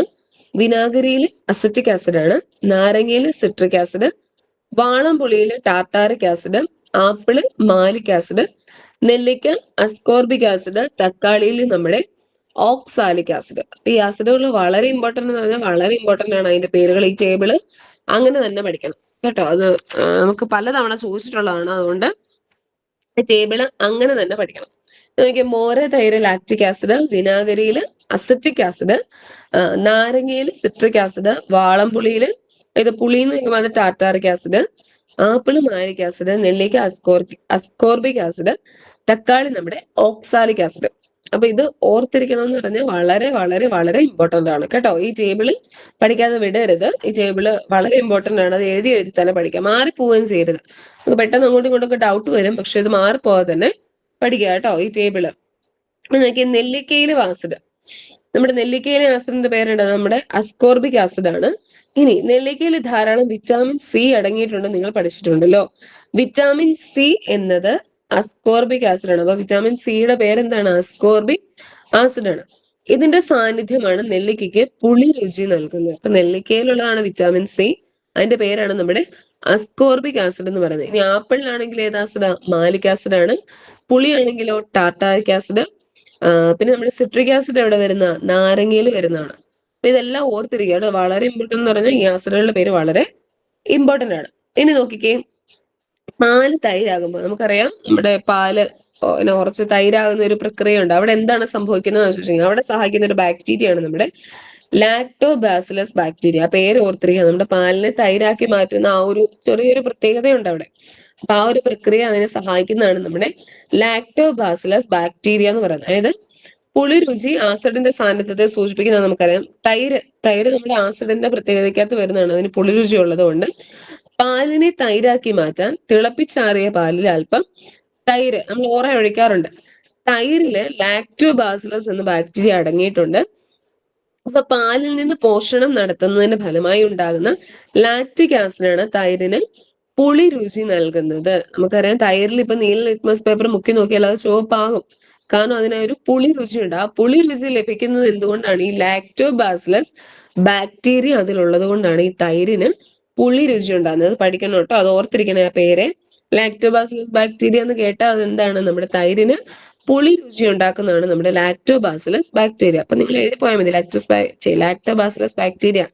നേരെ ഒരു ആരോ ഒക്കെ ഇട്ടിട്ട് അത് തൈരിനെ പുളി രുചി ഉള്ളതാക്കുന്നത് ലാക്ടോബാസിലസ് ബാക്ടീരിയ ആണ്. ജസ്റ്റ് നിങ്ങൾക്ക് അറിയാവുന്ന രീതിയിൽ ഷോർട്ട് ആയിട്ട് എഴുതി പോയാൽ മതി. ഇപ്പൊ രാവിലെ ആയതുകൊണ്ട് എല്ലാവരും ഒരു ഉറക്കക്ഷീണത്തിലായിരിക്കും ഇരിക്കുന്നത് എനിക്കറിയാം. പക്ഷെ സാരമില്ല, എന്നാലും നിങ്ങൾ എഴുതി പോകുമ്പോൾ അങ്ങനെ എഴുതി പോവാ കേട്ടോ. ഓക്കെ, ഇനി അടുത്ത നോക്കിയേ, ലബോറട്ടറിയിലെ ആസിഡുകളും ബേസുകളും. നമുക്കറിയാം നമ്മൾ കഴിക്കുന്ന ഭക്ഷണ വസ്തുക്കൾ, നമ്മൾ പറഞ്ഞു നാരങ്ങയ്ക്കകത്തും മോര്, തൈര്, അതിൻ്റെ അകത്ത് എല്ലാ ആസിഡുകളും എന്ന് പറഞ്ഞു. പക്ഷെ നമ്മുടെ എന്താ ഈ ആസിഡുകൾ വെച്ചിട്ട് നമുക്കറിയാം ആസിഡുകൾ എന്താ നമ്മുടെ മേത്ത് കൂടെ പൊള്ളിപ്പോവും. പക്ഷെ ഇതൊക്കെ കഴിക്കുമ്പോൾ നമുക്ക് എന്തെങ്കിലും പ്രശ്നം ഉണ്ടാകുന്നുണ്ടോ? ഇല്ല. പക്ഷെ ഭക്ഷ്യവസ്തുക്കളിൽ വീര്യം കുറഞ്ഞ ആസിഡുകളാണ് നമ്മൾ ഉപയോഗിക്കുന്നത്. പക്ഷെ നമ്മുടെ ലബോറട്ടറികളിലൊക്കെ ഇരിക്കുന്നത് നമുക്കറിയാം. നമുക്ക് +2 ഒക്കെ വരുമ്പോൾ നമുക്ക് സയൻസ് ലാബിലൊക്കെ കയറാനുണ്ട്. പിന്നെ ഈ +2 കഴിഞ്ഞ് വരുമ്പോൾ കെമിസ്ട്രി ഒക്കെ എടുക്കുന്നവർക്കെല്ലാം ലാബിന്റെ അകത്താണ് ഫുൾ ടൈം. അപ്പൊ ഈ മൊത്തം ഈ ആസിഡുകൾ ഉള്ളതാണ് നമ്മൾ കൂടുതലായിട്ട് ഉപയോഗിക്കുന്നത്. അതിൽ വീര്യം കുറഞ്ഞതുണ്ട്, അതുപോലെ തന്നെ വീര്യം കൂടിയതുണ്ട്. പിന്നെ അത് എടുക്കേണ്ടത് എങ്ങനെയൊക്കെയെന്നൊക്കെ നമുക്കറിയാം. അപ്പൊ അങ്ങനെ വീര്യം കൂടിയതൊക്കെ നമ്മൾ ലാബുകളിലാണ് ഉപയോഗിക്കുന്നത്. അല്ലാത്ത നമ്മുടെ വീര്യം കുറഞ്ഞതൊക്കെ നമ്മുടെ ഭക്ഷ്യവസ്തുക്കളിൽ നമ്മൾ ഉപയോഗിക്കുന്നുണ്ട്. ഇനി നോക്കി, ഇവിടെ കുറെ ആസിഡുകളും കുറെ ബേസുകളും നമ്മുടെ ലബോറട്ടറിയിൽ ഉപയോഗിക്കുന്നതാണ്. ഈ ആസിഡുകളുടെ ഒക്കെ പേര് നോക്കുക. Hydrochloric acid, nitric acid, sulphuric acid, acetic acid. ഇതിനെല്ലാം അത്യാവശ്യം നല്ല സൾഫ്യൂരിക് ആസിഡിനൊക്കെ അത്യാവശ്യം നല്ല വീര്യം കൂടിയതാണ് ഉള്ളത്. ഇനി ബേസുകളാണെങ്കിലോ, കാൽസ്യം ഹൈഡ്രോക്സൈഡ്, അതാണ് നമ്മുടെ ചുണ്ണാമ്പ്. ചുണ്ണാമ്പിന്റേതാണ് നമ്മൾ പറയുന്നത് കാൽസ്യം ഹൈഡ്രോക്സൈഡ്. ഇനി നമ്മുടെ കാസ്റ്റിക് സോഡ ആണെങ്കിൽ സോഡിയം ഹൈഡ്രോക്സൈഡ്, പൊട്ടാസ്യം ഹൈഡ്രോക്സൈഡ് ആണെങ്കിൽ കാസിറ്റിക് പൊട്ടാഷ്. ഇതെല്ലാം പറയുന്ന ആ ഒരു chemical നെയിമാണ്. ചുണ്ണാമ്പാണെങ്കിൽ calcium hydroxide, caustic soda ആണെങ്കിൽ സോഡിയം ഹൈഡ്രോക്സൈഡ്, പൊട്ടാസ്യം ഹൈഡ്രോക്സൈഡ് ആണെങ്കിൽ നമ്മുടെ കാസ്റ്റിക് പൊട്ടാഷ്. ഇനി ആസിഡ് വീണ് കണ്ണിന് പരിക്കേൽക്കുക. നമുക്കറിയാം, നമ്മൾ ആ സിനിമയ്ക്കകത്താണെങ്കിൽ പോലും ആസിഡ് മുഖത്തൊഴിച്ച് പോകും മൊത്തം പൊള്ളിപ്പോകുന്നതൊക്കെ നമ്മൾ കേട്ടിട്ടുള്ളതാണ്. അറിയാതെയാണെങ്കിൽ നമ്മുടെ കൈ ജസ്റ്റ് ഒന്ന് തൊട്ടാൽ മതി, കൈയെല്ലാം പൊള്ളിപ്പോവും. അപ്പൊ അതെങ്ങനെയൊക്കെ എടുക്കണം എന്നൊക്കെ നമുക്കറിയാം. ലാബിലൊക്കെ കയറുമ്പം ഗ്ലൗസ് ധരിക്കുന്നത്, അല്ലെങ്കിൽ നമ്മുടെ മറ്റേ ഡ്രോപ്പർ ഉപയോഗിച്ച് നമ്മൾ ഓരോന്നും മാറ്റുന്നത്, പിന്നെ എന്താ ഹോൾഡർ ഉപയോഗിക്കുന്നത്. ഇനി നമ്മൾ ചൂടാക്കി കഴിഞ്ഞാൽ അടിയിലൊന്നും പോയി തൊടരുത്, അല്ലെങ്കിൽ ആ ഫണലിലൊന്നും പോയി പിടിക്കരുതെന്നൊക്കെ പറയും. ചിലപ്പോൾ പൊട്ടിത്തെറിക്കാനുള്ള ചാൻസ് ഉണ്ട്. പിന്നെ പെട്ടെന്ന് കൊണ്ട് വെള്ളത്തിൽ കാണിക്കരുത്, കാണിക്കേണ്ടാത്ത, ഇത് വെള്ളത്തിൽ കൊണ്ട് കാണിക്കാൻ പാടില്ലാത്ത അങ്ങനത്തെ കുറെ കാര്യങ്ങളുണ്ട്. അപ്പൊ അതാണ് ഇവിടെ പറഞ്ഞിരിക്കുന്നത്. ആസിഡുകൾ നമ്മൾ എടുക്കുമ്പോൾ എന്താ കാര്യങ്ങൾ ശ്രദ്ധിക്കണം എന്നുള്ളതാണ്. ശരീരഭാഗങ്ങളിൽ വീഴാൻ നോക്കണം, കൈകൊണ്ട് തൊടരുത്, മണത്ത് നോക്കാൻ പാടില്ല. ചിലതൊന്നും നമുക്ക് മണക്കാൻ പറ്റത്തില്ല. നമ്മുടെ മൂക്കിനകത്ത് കയറിപ്പോയ വിഷമടിക്കുന്ന രീതിയിലുള്ളതുണ്ട്, അല്ലെങ്കിൽ തുമ്മൽ വരുന്ന രീതിയിലുള്ള. അപ്പൊ അങ്ങനെ മണക്കാൻ പാടില്ല, രുചിച്ചു നോക്കാൻ പാടില്ല. കുപ്പിയിൽ നിന്ന് എടുക്കാൻ ഡ്രോപ്പർ ഉപയോഗിക്കണം. ഡ്രോപ്പർ എന്ന് പറയുമ്പോൾ നമ്മൾ കണ്ടിട്ടുണ്ട് ഈ ലാബുകളിൽ ഏറ്റവും കൂടുതൽ ഉപയോഗിക്കും. ഇങ്ങനെ നീളത്തിലിരിക്കും, അതിന്റെ അറ്റത്ത് ഇങ്ങനെ ഒരു കുഞ്ഞു സാധനം കാണും. അതിലിവിടെ ഞെക്കും. നമ്മുടെ പിള്ളേർക്കൊക്കെ മറ്റേ മരുന്ന് കൊടുക്കാൻ ഒരു ഡ്രോപ്പർ ഉപയോഗിക്കുമല്ലോ, ഇങ്ങനെ കുഞ്ഞ് ഒരു പഞ്ഞി പോലത്തെ ഒരു സാധനം ഇങ്ങനെ ഇരിക്കുന്നത്. അതുപോലെ തന്നെ ഏകദേശം ഇത് കുറച്ചുകൂടെ വലുതാണ്, നല്ല രീതിയിൽ വലുതായിട്ടുള്ള ഒരു ഡ്രോപ്പറാണ്. പിന്നെ ടെസ്റ്റ് ട്യൂബ് പിടിക്കാൻ ഹോൾഡർ ഉപയോഗിക്കണം. ഹോൾഡറാണ് ഈ തന്നിരിക്കുന്നത് കണ്ടോ. ടെസ്റ്റ് ട്യൂബ് നമുക്ക് അങ്ങനെ ചൂടാക്കി കഴിഞ്ഞാൽ കൈ കൊണ്ടൊന്നും എടുക്കാൻ പറ്റത്തില്ല. അല്ലെങ്കിൽ ടെസ്റ്റ് ട്യൂബിന് വലിയ കനമില്ലാത്തൊരു സാധനമാണ്. ഈ നമ്മള് +2 സയൻസ് പഠിക്കുമ്പോൾ ഫൈനായിരുന്നു ഇതെല്ലാം പൊട്ടിക്കുമ്പോൾ. വാച്ച് ഗ്ലാസ്, ടെസ്റ്റ് ട്യൂബ്, മറ്റേ ഫണല്, ഡ്രോപ്പർ സിങ്കിലോട്ട് അറിയാതെ കൊണ്ടുവരുമ്പോഴത്തേനും സിങ്കിൽ തട്ടി ഒരൊറ്റ പൊട്ടല. ഈ ടെസ്റ്റ് ട്യൂബിനാണ് ഏറ്റവും കനമില്ലാത്ത സാധനം. അപ്പൊ അത് നമ്മൾ എടുക്കുന്നതാണ് ഈ ഡ്രോപ്പർ അല്ല, ഹോൾഡർ ഉപയോഗിച്ചാണ് നമ്മൾ ടെസ്റ്റ് ട്യൂബ് പിടിക്കുന്നത്. ഇനി നമുക്ക് വളരെ ഇമ്പോർട്ടന്റ്, നമ്മളിപ്പോ കുറെ മാലിക് ആസിഡ്, സിട്രിക് ആസിഡ്, നാരങ്ങയിലുള്ളത്, നെല്ലിക്കയിലുള്ളത്, അസ്കോർബിക് ആസിഡ് എന്നൊക്കെ നമ്മൾ പഠിച്ചായിരുന്നു. അതുപോലെ വളരെ ഇമ്പോർട്ടന്റ് ആയിട്ടുള്ളതാണ് നമ്മുടെ ഈ ഉറുമ്പ് കടിക്കുമ്പോൾ എന്താണ് ഉണ്ടാകുന്നത്. അതായത് ഉറുമ്പിന്റെ ശരീരത്തിൽ ഫോർമിക് ആസിഡ് ഉണ്ട്. അപ്പൊ ഉറുമ്പിന്റെ ശരീരത്തിലുള്ള ആസിഡാണ് ഏത്? നമ്മുടെ ഫോമിക് ആസിഡ്. ഉറുമ്പിന്റെ ശരീരത്തിലുള്ളതാണ് ഫോർമിക് ആസിഡ്. ഉറുമ്പ് കടിക്കുമ്പോൾ ഈ ആസിഡ് നമ്മുടെ ശരീരത്തിൽ പ്രവേശിക്കുന്നു. ഇത് ശരീരകോശങ്ങളുമായി പ്രവർത്തിക്കുന്നതാണ് ഉറുമ്പ് കടിക്കുമ്പോൾ വേദനയ്ക്ക് കാരണം. അപ്പോൾ ഉറുമ്പിലുള്ള ആസിഡ് ഏതാണ്? നമ്മുടെ ഫോർമിക് ആസിഡ് ആണ്. ഇനി ആസിഡ് വീണാൽ എന്തൊക്കെ കാര്യങ്ങൾ ചെയ്യണം നമുക്കറിയാം. നമ്മൾ ആ പ്രഥമ ശുശ്രൂഷ എന്നുള്ള പാഠമൊക്കെ കണ്ടതാണ്. ആസിഡ് വീഴുമ്പോൾ നമ്മൾ കൂടുതലായിട്ടും നല്ല തണുത്ത വെള്ളത്തിൽ, ഇങ്ങനെ ഒഴുകുന്ന വെള്ളത്തിൽ കൊണ്ടുപോയി പൊള്ളലേറ്റ ഭാഗം കൂടുതലും വെക്കാറാണ്. പിന്നെ പേസ്റ്റ് ഒക്കെ ഉപയോഗിക്കുക, അങ്ങനെയൊക്കെ നമ്മൾ ഉപയോഗിക്കാറുണ്ട്. പക്ഷെ കൂടുതലും ഹോസ്പിറ്റലിലേക്ക് പെട്ടെന്ന് കൊണ്ടുപോകാന്നുള്ളതാണ് ഏറ്റവും വളരെ ഇമ്പോർട്ടന്റ് ആയിട്ടുള്ള കാര്യം എന്ന് പറയുന്നത്. ഇനി ഇവിടെ കുറച്ച് കാര്യങ്ങൾ പറഞ്ഞിട്ടുണ്ട്. അതായത് സൂചകങ്ങൾ ചേർത്തപ്പോൾ ഉണ്ടാകുന്ന നിറം മാറ്റം ഏതൊക്കെയാണ്? നമ്മൾ മീഥൈൽ ഓറഞ്ച്, ഫിനോഫ്തലിന് നീല ലിറ്റ്മസ് പേപ്പർ, ചുവപ്പ് ലിറ്റ്മസ് പേപ്പർ. ഇതെല്ലാം നമ്മുടെ hydrochloric acid, sulphuric acid, sodium hydroxide, potassium hydroxide. അതായത് ഇത് രണ്ടും ആസിഡുകളാണ്. നമ്മുടെ ഇത് രണ്ടുമോ ബേസുകളാണ്. അപ്പൊ ഇതിലൊക്കെ ഈ മീഥൈൽ ഓറഞ്ച് മീഥൈൽ ഓറഞ്ച് ഒഴിക്കുമ്പോൾ അല്ലെങ്കിൽ ബ്ലൂ ലിറ്റ്മസ് പേപ്പർ ഒക്കെ മുക്കുമ്പോൾ എന്താ സംഭവിക്കുന്നതാണ് ഇനി നമ്മൾ നോക്കാൻ പോകുന്നത്. മീഥൈൽ ഓറഞ്ച് നമ്മുടെ ആസിഡുകളിൽ മുക്കുമ്പം എന്തായിരിക്കും സംഭവിക്കുക? നമ്മുടെ ആ ഒരു റെഡ് കളർ അല്ലെങ്കിൽ പിങ്ക് കളർ വരും. അപ്പൊ ഞാനിവിടെ ആ കളർ തന്നെ ഇങ്ങനെ അടിച്ചു വെക്കാം കേട്ടോ. അപ്പൊ നിങ്ങൾക്ക് പെട്ടെന്ന് മനസ്സിലാവും. റെഡ് അല്ലെങ്കിൽ പിങ്ക് കളർ ആയിരിക്കും മീഥൈൽ ഓറഞ്ച് നമ്മുടെ ആസിഡുകളിൽ ഉപയോഗിക്കുമ്പോൾ. ഇനി ബേസിൽ ഉപയോഗിക്കുമ്പോൾ ഏത് നിറവാ വരിക? ഒരു ഗോൾഡൻ പോലത്തെ ഒരു യെല്ലോ കളറാണ് വരുന്നത് കേട്ടോ. ഗോൾഡൻ. നിങ്ങൾ ഈ ടെക്സ്റ്റ് ബുക്ക് വായിക്കുമ്പം ഇതിന്റെ വേണമെങ്കിൽ സ്ക്രീൻഷോട്ട് എടുത്താൽ മതി. ഈ കളർ ഞാൻ ഇങ്ങനെ കളർ അടിക്കുന്നതിന് നിങ്ങൾ സ്ക്രീൻഷോട്ട് എടുത്താൽ മതി. അപ്പൊ നിങ്ങൾക്ക് പിന്നെ ഈ ടെക്സ്റ്റ് ബുക്ക് നോക്കുമ്പം എളുപ്പമുണ്ട്. അല്ലെങ്കിൽ അത് വിട്ടുപോയല്ലോ മറന്നുപോയല്ലോ എന്ന് ഓർത്താൽ ഇങ്ങനെ ഓർത്ത് വെച്ചാൽ മതി ഈ ഒരു കളറിലാണ് അത് പോകുന്നത്. ഇത് കഴിയുമ്പോൾ എന്റെ സ്ക്രീൻഷോട്ട് എടുത്താൽ മതി. ഇനി ഫിനോഫ്തലിൻ ആണെങ്കിലോ അത് നമ്മുടെ ആസിഡുകളിൽ ഉപയോഗിക്കുമ്പോൾ പ്രത്യേകിച്ച് കളറൊന്നും ഇല്ല. അതുകൊണ്ട് ഞാൻ ബ്ലാക്ക് ആയിട്ട് വരയ്ക്കാം. പക്ഷെ നമ്മുടെ ബേസുകളിൽ അത് ഫിനോഫ്തലിൻ ഒഴിക്കുമ്പോൾ അതൊരു പിങ്ക് നിറമായിട്ട് വരുന്നത്. ഇവിടെ പിങ്ക് കാണിക്കാനില്ല, അതുകൊണ്ട് ഞാൻ ഈ ഓക്കെ, അതുകൊണ്ട് ഞാൻ ഈ ഒരു കളർ കാണിക്കാം. ഏകദേശം ഒരു പിങ്ക് നിറത്തിലാണ് നമ്മുടെ ബേസുകളിൽ മുക്കുമ്പോൾ. ഇനി നമ്മുടെ ബ്ലൂ ലിറ്റ്മസ് പേപ്പർ ആസിഡുകളിൽ മുക്കുമ്പോൾ എന്താവും? നമ്മൾ പഠിച്ച ബ്ലൂ ലിറ്റ്മസ് പേപ്പർ ആസിഡുകളിൽ മുക്കുമ്പോൾ അത് റെഡ് ആയിട്ട് മാറും. ഇനി ബ്ലൂ ലിറ്റ്മസ് പേപ്പർ നമ്മുടെ ബേസുകളിൽ മുക്കുമ്പോൾ എന്തെങ്കിലും മാറ്റം ഉണ്ടോ? നിറം മാറ്റം ഒന്നും ഇല്ല, അത് നീലയായിട്ട് തന്നെ ഇരിക്കും. ഇനി തിരിച്ച് റെഡ് ലിറ്റ്മസ് പേപ്പർ നമ്മുടെ ആസിഡുകളിൽ മുക്കുമ്പോൾ എന്തെങ്കിലും പ്രത്യേകതകളുണ്ടോ? പ്രത്യേകിച്ച് പ്രത്യേകതകളൊന്നും ഇല്ല, റെഡ് ആയിട്ട് തന്നെ ഇരിക്കുന്നത് കേട്ടോ. റെഡ് ആയിട്ട് തന്നെ ഇരിക്കുന്നത്. ഞാൻ പിന്നെ കളർ വ്യത്യാസമൊന്നും ഇല്ലാത്തതുകൊണ്ടാണ് ബ്ലാക്ക് കളർ കൊണ്ട് വരച്ചത്. ഇനി ബ്ലൂവിന് മുക്കുമ്പോൾ എന്തായിട്ട് മാറും? നമ്മുടെ ബ്ലൂ നിറത്തിൽ. ബേസുകളിൽ മുക്കുമ്പോൾ നമുക്കറിയാം ചുവപ്പ് ലിറ്റ്മസിനെ അത് നീലയാക്കി മാറ്റുന്നുണ്ട്. അപ്പൊ അത് ഓർത്തിരിക്കുക കേട്ടോ. ഇത് ഇപ്പൊ തന്നെ ഇങ്ങനെ സ്ക്രീൻഷോട്ട് എടുത്തിട്ട് നിങ്ങൾ അത് നോക്കിയാൽ മതി. അതായത് മീഥൈൽ ഓറഞ്ച് ആണെങ്കിൽ റെഡിഷ് അല്ലെങ്കിൽ പിങ്ക് കളർ വരും ആസിഡിൽ മുക്കുമ്പോൾ. ബേസിലാണെങ്കിലോ അതൊരു യെല്ലോ കളർ പോലെ വരും. പിന്നെ ഫിനോഫ്തലിനാണെങ്കിൽ അതിന് ആസിഡിൽ പ്രത്യേകിച്ച് കളറൊന്നും ഇല്ല, പക്ഷെ ബേസിൽ മുക്കുമ്പോൾ അത് റെഡ് കളറായിട്ട് മാറും. ഇനി നീല ലിറ്റ്മസ് പേപ്പർ ആണെങ്കിൽ റെഡ് ആവും, ബേസിൽ മുക്കുമ്പോൾ പ്രത്യേകിച്ച് മാറ്റമൊന്നുമില്ല. ചുവപ്പ് ലിറ്റ്മസ് പേപ്പർ ആണെങ്കിൽ ആസിഡിൽ ഒന്നും മാറ്റമൊന്നുമില്ല, പക്ഷെ ബേസിൽ അത് നീലയായിട്ട് മാറും. അപ്പൊ ഇത് വളരെ ഇമ്പോർട്ടന്റ് ആണ്. ചിലപ്പോൾ നമുക്ക് സ്റ്റേറ്റ്മെന്റ് ടൈപ്പിൽ തന്നെ നമുക്കൊരു ക്വസ്റ്റ്യൻ ചോദിക്കാം. പിന്നെ മീഥൈൽ ഓറഞ്ച് അല്ലെങ്കിൽ ഫിനോഫ്തലിന് ആസിഡുകളിൽ നിറമുണ്ട് അല്ലെങ്കിൽ ആസിഡുകളിൽ നിറമില്ല, അങ്ങനെയും ചോദിക്കാം. അപ്പൊ ഈ ഒരു ടേബിൾ അത് മനസ്സിലാക്കിയിരിക്കുക കേട്ടോ. ഇത് നോക്കി നമ്മുടെ ശരീരത്തിനുള്ളിൽ ഉള്ള ആസിഡ്. നാം കഴിക്കുന്ന ആഹാരത്തിന്റെ ദഹനത്തെ സഹായിക്കാനായി ആമാശയത്തിൽ ഹൈഡ്രോക്ലോറിക് ആസിഡ് ഉൽപ്പാദിപ്പിക്കപ്പെടുന്നുണ്ട്. അപ്പൊ നമ്മുടെ ശരീരത്തിൽ നമ്മുടെ ആമാശയത്തിലുള്ള ഒരു ആസിഡാണ് ഏത്? നമ്മുടെ ഹൈഡ്രോക്ലോറിക് ആസിഡ്. അപ്പൊ ആ പേര് മറന്നു പോരുത്. ആമാശയത്തിലുള്ള നമ്മുടെ ആസിഡാണ് ഏത്? നമ്മുടെ ഹൈഡ്രോക്ലോറിക് ആസിഡ്. ചിലരിൽ ഇതിന്റെ ഉൽപാദനം കൂടുന്നതിന്റെ ഫലമായി ഉണ്ടാകുന്ന രോഗാവസ്ഥയാണ് നമ്മുടെ അസിഡിറ്റി. അപ്പൊ ഈ ഹൈഡ്രോക്ലോറിക് ആസിഡിന്റെ നമ്മൾ പറഞ്ഞു നമ്മുടെ ആമാശയത്തിൽ അത് ഉൽപ്പാദിപ്പിക്കപ്പെടുന്നുണ്ട്. അതിന്റെ അളവ് കൂടുമ്പോൾ നമുക്കുണ്ടാകുന്നതാണ് ഏത്? നമ്മുടെ അസിഡിറ്റി. അതുകൊണ്ട് നമ്മൾ ഈ അച്ചാറുകളൊന്നും കഴിക്കരുത്. കാരണം അച്ചാറുകളുടെ അകത്തെല്ലാം അത്യാവശ്യം ആസിഡുകളുടെ ഒരു അംശം ഉണ്ട്. അപ്പൊ അതും നമ്മുടെ ഈ ഹൈഡ്രോക്ലോറിക് ആസിഡുകൾ കൂടുതലാകുമ്പോഴത്തേനും നമുക്ക് അസിഡിറ്റി എന്നുള്ളൊരു അസുഖം നമുക്കുണ്ടാവും. ഇനി ആമാശയത്തിനുള്ളിലെ നീറ്റൽ, നെഞ്ചരിച്ചൽ, പുളിച്ചു തികട്ടൽ, മലബന്ധം എന്നിവ അസിഡിറ്റിയുടെ ലക്ഷണങ്ങളാണ്. ആസിഡിനെ നിർവീര്യമാക്കുന്ന അന്റാസിഡുകൾ എന്നറിയപ്പെടുന്ന മരുന്നുകളാണ് ഡോക്ടർമാർ ഇതിന് പരിഹാരമായി നിർദ്ദേശിക്കുന്നത്. അപ്പൊ അസിഡിറ്റി ഉണ്ടാകുന്നവർക്ക് നൽകുന്ന മരുന്നുകൾ ഏതാണ്? അന്റാസിഡുകൾ എന്നാണ് ആ മരുന്നുകളുടെ പേര്. അപ്പൊ നമ്മുടെ ആമാശയത്തിൽ ഉൽപ്പാദിക്കപ്പെടുന്ന ആസിഡാണ് ഏത്? നമ്മുടെ ഹൈഡ്രോക്ലോറിക് ആസിഡ്. ഉറുമ്പിലാണെങ്കിലോ ഫോമിക് ആസിഡ് ആണ്, ആപ്പിൾ ആണെങ്കിലോ മാലിക് ആസിഡ് ആണ്. അപ്പൊ ഓരോന്നിന്റെ ഉള്ള ആസിഡുകളുടെ പേരുകൾ നിങ്ങൾ മറന്നു പോകാതെ തന്നെ പഠിക്കുക. അപ്പൊ നമ്മുടെ ആമാശയത്തിലുള്ള ആസിഡ് ഏതാണ്? ഹൈഡ്രോക്ലോറിക് ആസിഡ് ആണ് കേട്ടോ. അത് നോക്കിക്കേ, ആസിഡ് ലോഹങ്ങൾ. ഇതിൽ നമുക്കൊരു കുറച്ച് പരീക്ഷണങ്ങൾ ചെയ്യാനുണ്ട്. അപ്പൊ അതുമായിട്ട് ബന്ധപ്പെട്ട് നമ്മൾ നോക്കുന്നത്. അപ്പം ഇവിടെ കണ്ടോ, ഒരു ടെസ്റ്റ് ട്യൂബ് എടുത്തിട്ട് അതിന്റെ സൈഡിൽ വായുത്തലക്കില് ഒരു തീ കത്തിച്ച് കാണിക്കുന്നുണ്ട്. തീ കത്തിച്ച് കാണിക്കുമ്പോൾ എന്താണ് സംഭവിക്കുന്നത് ചോദിക്കുന്നത്. അപ്പൊ ഇവിടെ തീ കത്തി തന്നെയല്ലേ ഇരിക്കുന്നത്. അപ്പൊ നമുക്ക് നോക്കാം. ഈ പരീക്ഷണത്തില് തീ കത്തി തന്നെ ഇരുന്നേ, അതായത് തീ കെടുന്നില്ല. അപ്പൊ നമ്മൾ ഈ ടെസ്റ്റ് ട്യൂബിന്റെ അകത്ത് കുറച്ച് സാധനം എടുക്കുന്നുണ്ട്. അതുപോലെ തന്നെ ആ ടെസ്റ്റ് ട്യൂബ് ഒന്ന് അതിന്റെ വായ്ഭാഗം നമ്മൾ മൂടി വെച്ചിട്ട് തീ കാണിക്കുന്ന സമയം വായ്ഭാഗം തുറക്കുമ്പോൾ ഒരു ചെറിയൊരു ശബ്ദവും കേൾക്കും. അതുപോലെ തന്നെ ആ തീ നന്നായിട്ട് ആളി കത്തുകയും ചെയ്യും. അതായത് ഇവിടെ പറഞ്ഞിട്ടുണ്ട്, ടെസ്റ്റ് ട്യൂബില് വിനാഗിരി, നമ്മൾ പറഞ്ഞു ആസിഡും ലോഹങ്ങളുമാണ് ഇനി നോക്കുന്നത്.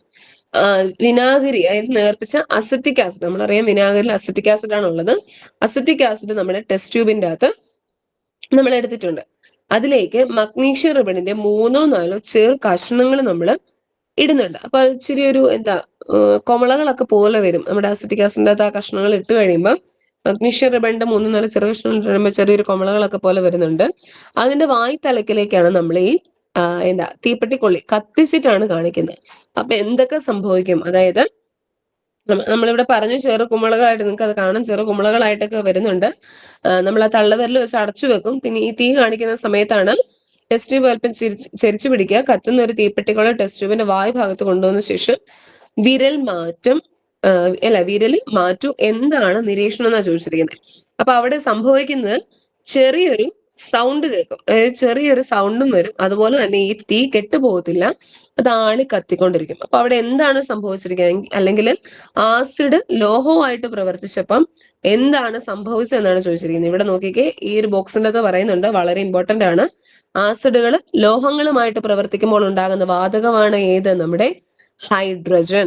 കത്തുന്ന വാതകമാണ്, അല്ലെങ്കിൽ കത്താൻ സഹായിക്കുന്നതാണ് ഏത്, നമ്മുടെ ഹൈഡ്രജൻ എന്ന് പറയുന്നത്. വളരെ ഇമ്പോർട്ടന്റ് ആണ്. ആസിഡുകൾ ലോഹങ്ങളുമായിട്ട് പ്രവർത്തിക്കുമ്പോൾ ഉണ്ടാകുന്ന വാതകം ഏത്, ഹൈഡ്രജൻ. ഹൈഡ്രജൻ കത്താൻ സഹായിക്കുന്ന വാതകമാണ് നമ്മുടെ ഹൈഡ്രജൻ എന്ന് പറയുന്നത്. അപ്പൊ അതാണ് ആ ഒരു പരീക്ഷണത്തിലൂടെ നമ്മൾ എന്താ നേർപ്പിച്ച വിനാഗിരി, അതായത് അസറ്റിക് ആസിഡിന്റെ അകത്തേക്ക് മഗ്നീഷ്യത്തിന്റെ ആ ഒരു ചെറിയ കഷ്ണങ്ങൾ നമ്മൾ ഇട്ടു. എന്നിട്ട് ജസ്റ്റ് ഒന്ന് കുലുക്കിയപ്പം ഒരു കൊമളകളൊക്കെ വരുന്നത് ചെരിച്ചു പിടിച്ചിട്ട് നമ്മൾ അതിന്റെ വായ്ത്തല ഒന്ന് തുറന്നു, അതായത് ആ തീ കാണിച്ച വായ്ത്തലയും തുറന്നപ്പോൾ ചെറിയ ശബ്ദം കേൾക്കും, കത്തുന്ന ഒരു സൗണ്ടും കേൾക്കും. അതുപോലെ തന്നെ അത് ആളി കത്തുകയും ചെയ്യും. അപ്പൊ കത്താൻ സഹായിക്കുന്ന വാതകമാണ് ഇത് നമ്മുടെ ഹൈഡ്രജൻ. അതുപോലെ തന്നെ ആസിഡുകൾ ലോഹങ്ങളുമായിട്ട്, അതാണ് ഓർത്തിരിക്കേണ്ടത്, ആസിഡുകൾ ലോഹങ്ങളുമായിട്ട് പ്രവർത്തിക്കുമ്പോൾ ഉണ്ടാകുന്ന വാതകമാണ് ഏത്, നമ്മുടെ ഹൈഡ്രജൻ എന്ന് പറയുന്നത്. ഇനി നോക്കി, ഹൈഡ്രജൻ കണ്ടുപിടിച്ചത് ആര് എന്നൊക്കെയാണ് പറയുന്നത്. ഹൈഡ്രജൻ കണ്ടെത്തിയത് നമ്മുടെ ഹെൻറി കാവൻഡിഷ് ആണ്. ആ പേര് ഓർത്തിരിക്കണം. ഹൈഡ്രജൻ കണ്ടെത്തിയത് നമ്മുടെ ഹെൻറി കാവൻഡിഷ് ആണ്. ബ്രിട്ടീഷ് ശാസ്ത്രജ്ഞനാണ് അദ്ദേഹം. ഏറ്റവും ഭാരം കുറഞ്ഞ വാതകമാണ് നമ്മുടെ ഹൈഡ്രജൻ. അതിനാൽ ഹൈഡ്രജൻ നിറച്ച ബലൂണുകൾ ഉയർന്നു പോകും. റോക്കറ്റുകളിൽ ഇന്ധനമായി ഹൈഡ്രജൻ ഉപയോഗിക്കുന്നു. ഹൈഡ്രജൻ ഇന്ധനമായി ഉപയോഗിക്കുന്ന മോട്ടോർ വാഹനങ്ങളും ഇന്ന് നിലവിലുണ്ട്. 2023 സെപ്റ്റംബറിൽ ന്യൂഡൽഹിയിൽ പരീക്ഷണാർത്ഥം ഒരു ഹൈഡ്രജൻ ബസ് നിരത്തിലിറക്കി കഴിഞ്ഞു. ജലം ഉൽപ്പാദിപ്പിക്കുന്നത്, ഇത് മാഞ്ഞുപോയി, ജലം ഉൽപ്പാദിപ്പിക്കുന്നത് എന്നാണ് ഹൈഡ്രജൻ എന്ന പദത്തിന്റെ അർത്ഥം. അത് ഓർത്തിരിക്കണം. ഹൈഡ്രജൻ എന്ന പദം കണ്ടുപിടിച്ചത്, അല്ലെങ്കിൽ ഹൈഡ്രജൻ കണ്ടെത്തിയത് ഹെൻറി കാവൻഡിഷ് ആണ്. അതിന്റെ പദത്തിന്റെ അർത്ഥം ജലം ഉൽപ്പാദിപ്പിക്കുന്നത് എന്നാണ് അതിന്റെ അർത്ഥം. ഹൈഡ്രജൻ ഓക്സിജനുമായി പ്രവർത്തിച്ചാൽ ജലം ഉണ്ടാകും. നമുക്കറിയാം H2O അല്ലെ, ഹൈഡ്രജൻ ഓക്സിജനുമായിട്ട് പ്രവർത്തിക്കുമ്പോൾ ജലം ഉണ്ടാകും. ജലത്തെ വിഘടിപ്പിച്ച് ഹൈഡ്രജനും ഓക്സിജനും ആക്കാം. ഭാവിയുടെ ഊർജ്ജ വാഗ്ദാനമാണ് ഹൈഡ്രജൻ. അതായത് ഹൈഡ്രജൻ കണ്ടെത്തിയത് ആരാണ്, നമ്മുടെ ഹെൻറി കാവൻഡിഷ് ആണ്. പക്ഷെ ഹൈഡ്രജൻ എന്ന പേര് നൽകിയത് വേറൊരാളാണ്. കണ്ടെത്തിയത് നമ്മുടെ ഹെൻറി കാവൻഡിഷ് ആണ്. പക്ഷെ ഹൈഡ്രജൻ എന്ന നെയിം കൊടുത്തു, അതായത് ആ പേര് കൊടുത്ത ആരാണ്, നമ്മുടെ ലാവോസിയർ ആണ് നമ്മുടെ ഹൈഡ്രജൻ എന്ന പേര് കൊടുത്തത്. അതുകൂടെ ഓർത്തിരിക്കണം കേട്ടോ. ലാവോസിയർ ആണ് നമ്മുടെ ഹൈഡ്രജൻ എന്ന പേര് നൽകിയത്. ഹൈഡ്രജൻ കണ്ടുപിടിച്ചത് ഹെൻറി കാവൻഡിഷ് ആണ്. ജലം ഉൽപ്പാദിപ്പിക്കുന്നത് എന്നാണ് അതിന്റെ അർത്ഥം. ഹൈഡ്രജൻ ഓക്സിജനും കൂടെ ചേരുമ്പോൾ ജലം ഉണ്ടാകും. അത് തമ്മിൽ വിഭജിക്കുക, ഹൈഡ്രജൻ ആയിട്ടും മറ്റേ ഓക്സിജൻ ആയിട്ടും തന്നെ വിഭജിക്കാനും പറ്റും. പക്ഷെ ഈ ഒരു പേര് കൊടുത്തത് നമ്മുടെ ലാവോസിയർ ആണ്. അപ്പൊ ആ രണ്ടുപേരെ ഓർത്തിരിക്കണം. ഓപ്ഷനിൽ അങ്ങനെ പലതവണ ചോദിച്ചിട്ടുള്ളതാണ്. പേര് നൽകിയത് ആര്, അപ്പൊ അതിന്റെ അകത്ത് ഈ ലാവോസിയറിന്റെ പേരും ഉണ്ട്, അതുപോലെ തന്നെ ഹെൻറി കാവൻഡിഷിന്റെയും പേര് തന്നിട്ടുണ്ട്. അപ്പൊ പേര് കൊടുത്തത് ലാവോസിയറും ഹൈഡ്രജൻ കണ്ടുപിടിച്ചത് നമ്മുടെ ഹെൻറി കാവൻഡിഷും ആണ്. അപ്പൊ അതിന്റെ അർത്ഥം ജലം ഉൽപ്പാദിപ്പിക്കുന്നത്, അത് ഓർത്തിരിക്കുക കേട്ടോ. ഹൈഡ്രജൻ കണ്ടെത്തിയത് ഹെൻറി കാവൻഡിഷും പേര് നൽകിയത് നമ്മുടെ ലാവോസിയറുമാണ്. ഇനി നോക്കിയാൽ ആസിഡുകളുടെ പൊതു സ്വഭാവങ്ങൾ എന്തൊക്കെയാണ് നമ്മൾക്ക് അറിയാം. ആസിഡുകളുടെ പൊതു സ്വഭാവങ്ങൾ എന്താണ്, പുളിരുചിയുണ്ട്. അതുപോലെ തന്നെ നമ്മുടെ ബ്ലൂ ലിറ്റ്മസ് പേപ്പറിനെ എന്താക്കി മാറ്റും, റെഡ് ആക്കി മാറ്റും അല്ലെ. പിന്നെ ഒരു പ്രത്യേകത നമ്മളിപ്പോ പറഞ്ഞു, ആസിഡ് ലോഹമായിട്ട് പ്രവർത്തിക്കുമ്പോൾ എന്തുണ്ടാകും, ഏത് വാതകമാണ് ഉണ്ടാകുന്നത്, നമ്മുടെ ഹൈഡ്രജൻ ഉണ്ടാകും. ഈ മൂന്നെണ്ണമാണ് നമ്മുടെ ആസിഡുകളുടെ പ്രത്യേകതകൾ കേട്ടോ.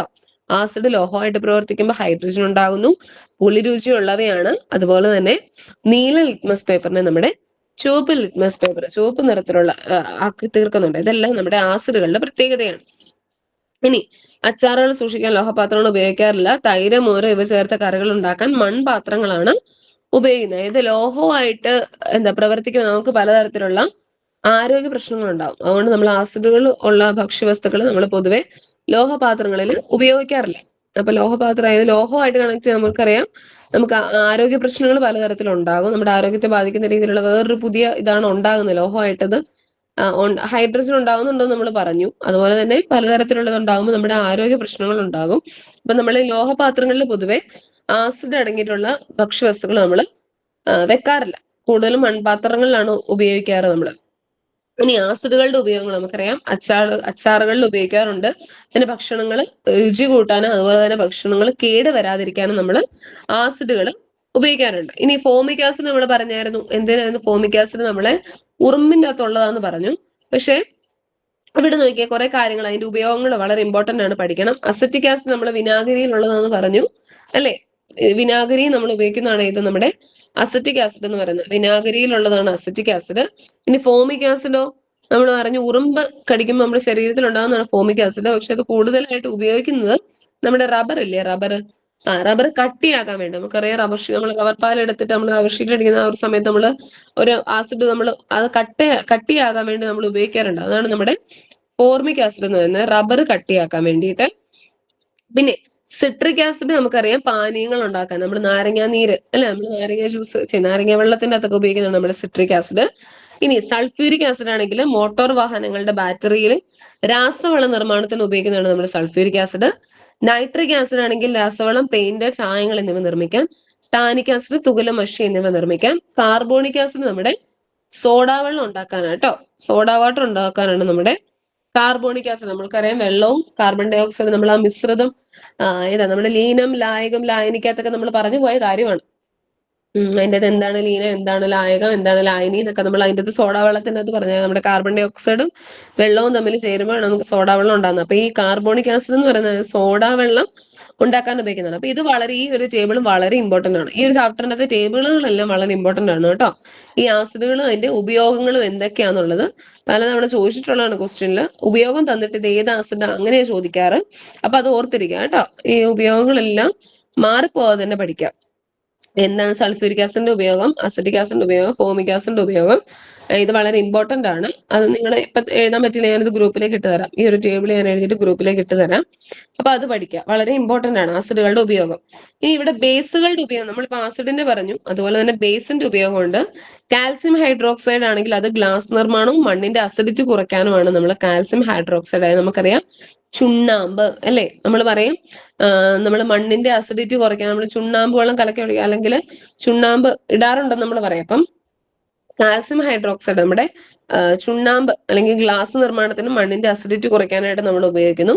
സോഡിയം ഹൈഡ്രോക്സൈഡ് ആണെങ്കിൽ സോപ്പ്, പേപ്പർ, റയോൺ എന്നിവ ഉണ്ടാക്കാൻ. പൊട്ടാസ്യം ഹൈഡ്രോക്സൈഡ് ആണെങ്കിൽ സോഫ്റ്റ് സോപ്പ് ഉണ്ടാക്കാൻ വേണ്ടി. അലുമിനിയം ഹൈഡ്രോക്സൈഡും മഗ്നീഷ്യം ഹൈഡ്രോക്സൈഡും മരുന്നുകളിലും ഉപയോഗിക്കുന്നു. അപ്പൊ ഈ ബേസുകളും അതിന്റെ ഉപയോഗങ്ങളും നമ്മൾ പഠിക്കണം കേട്ടോ. ഏതൊക്കെയാണ് ഇപ്പൊ ചോദിച്ചിട്ടുണ്ട്, സോപ്പ് നിർമ്മാണത്തിന് ഉപയോഗിക്കുന്ന ബേസ് ഏതാ? ഇവിടെ തന്നെ പറയാം. സോപ്പ് നിർമ്മാണത്തിന് ഉപയോഗിക്കുന്നത് സോഡിയം ഹൈഡ്രോക്സൈഡ് ആണ് സോപ്പ് നിർമ്മാണത്തിന് ഉപയോഗിക്കുന്നത്. ഇനി മരുന്നുകളിൽ ഉപയോഗിക്കുന്ന ബേസുകളോ അലുമിനിയം ഹൈഡ്രോക്സൈഡ്, മഗ്നീഷ്യം ഹൈഡ്രോക്സൈഡ്. കണ്ടോ, ഇവിടെ തന്നെ ഉണ്ടോ ക്വസ്റ്റ്യൻ. ഈ ഒരു ടൈപ്പിലാണ് അത് വരുന്നത്, നമുക്ക് കേട്ടിട്ടാണെ പോലും. അപ്പൊ അത് ഓർത്തിരിക്കാം കേട്ടോ. ഇതും വളരെ ഇമ്പോർട്ടന്റ് ആണ്. അപ്പൊ ആസിഡുകളുടെ ഉപയോഗവും ബേസുകളുടെ ഉപയോഗവും പഠിക്കണം. ഇനി നമ്മുടെ ഒരു സോപ്പ് നിർമ്മാണമൊക്കെ പറയുന്നുണ്ട്, അത് ഞാൻ വായിക്കുന്നില്ല. എങ്ങനെയൊക്കെയാണ് നമുക്കറിയാം, നമ്മൾ എപ്പോഴും കാണുന്നതാണ് ഈ സോപ്പ് നിർമ്മാണം അല്ലെങ്കിൽ നമ്മുടെ ലോഷൻസ് ഒക്കെ ഉണ്ടാക്കുന്നത്.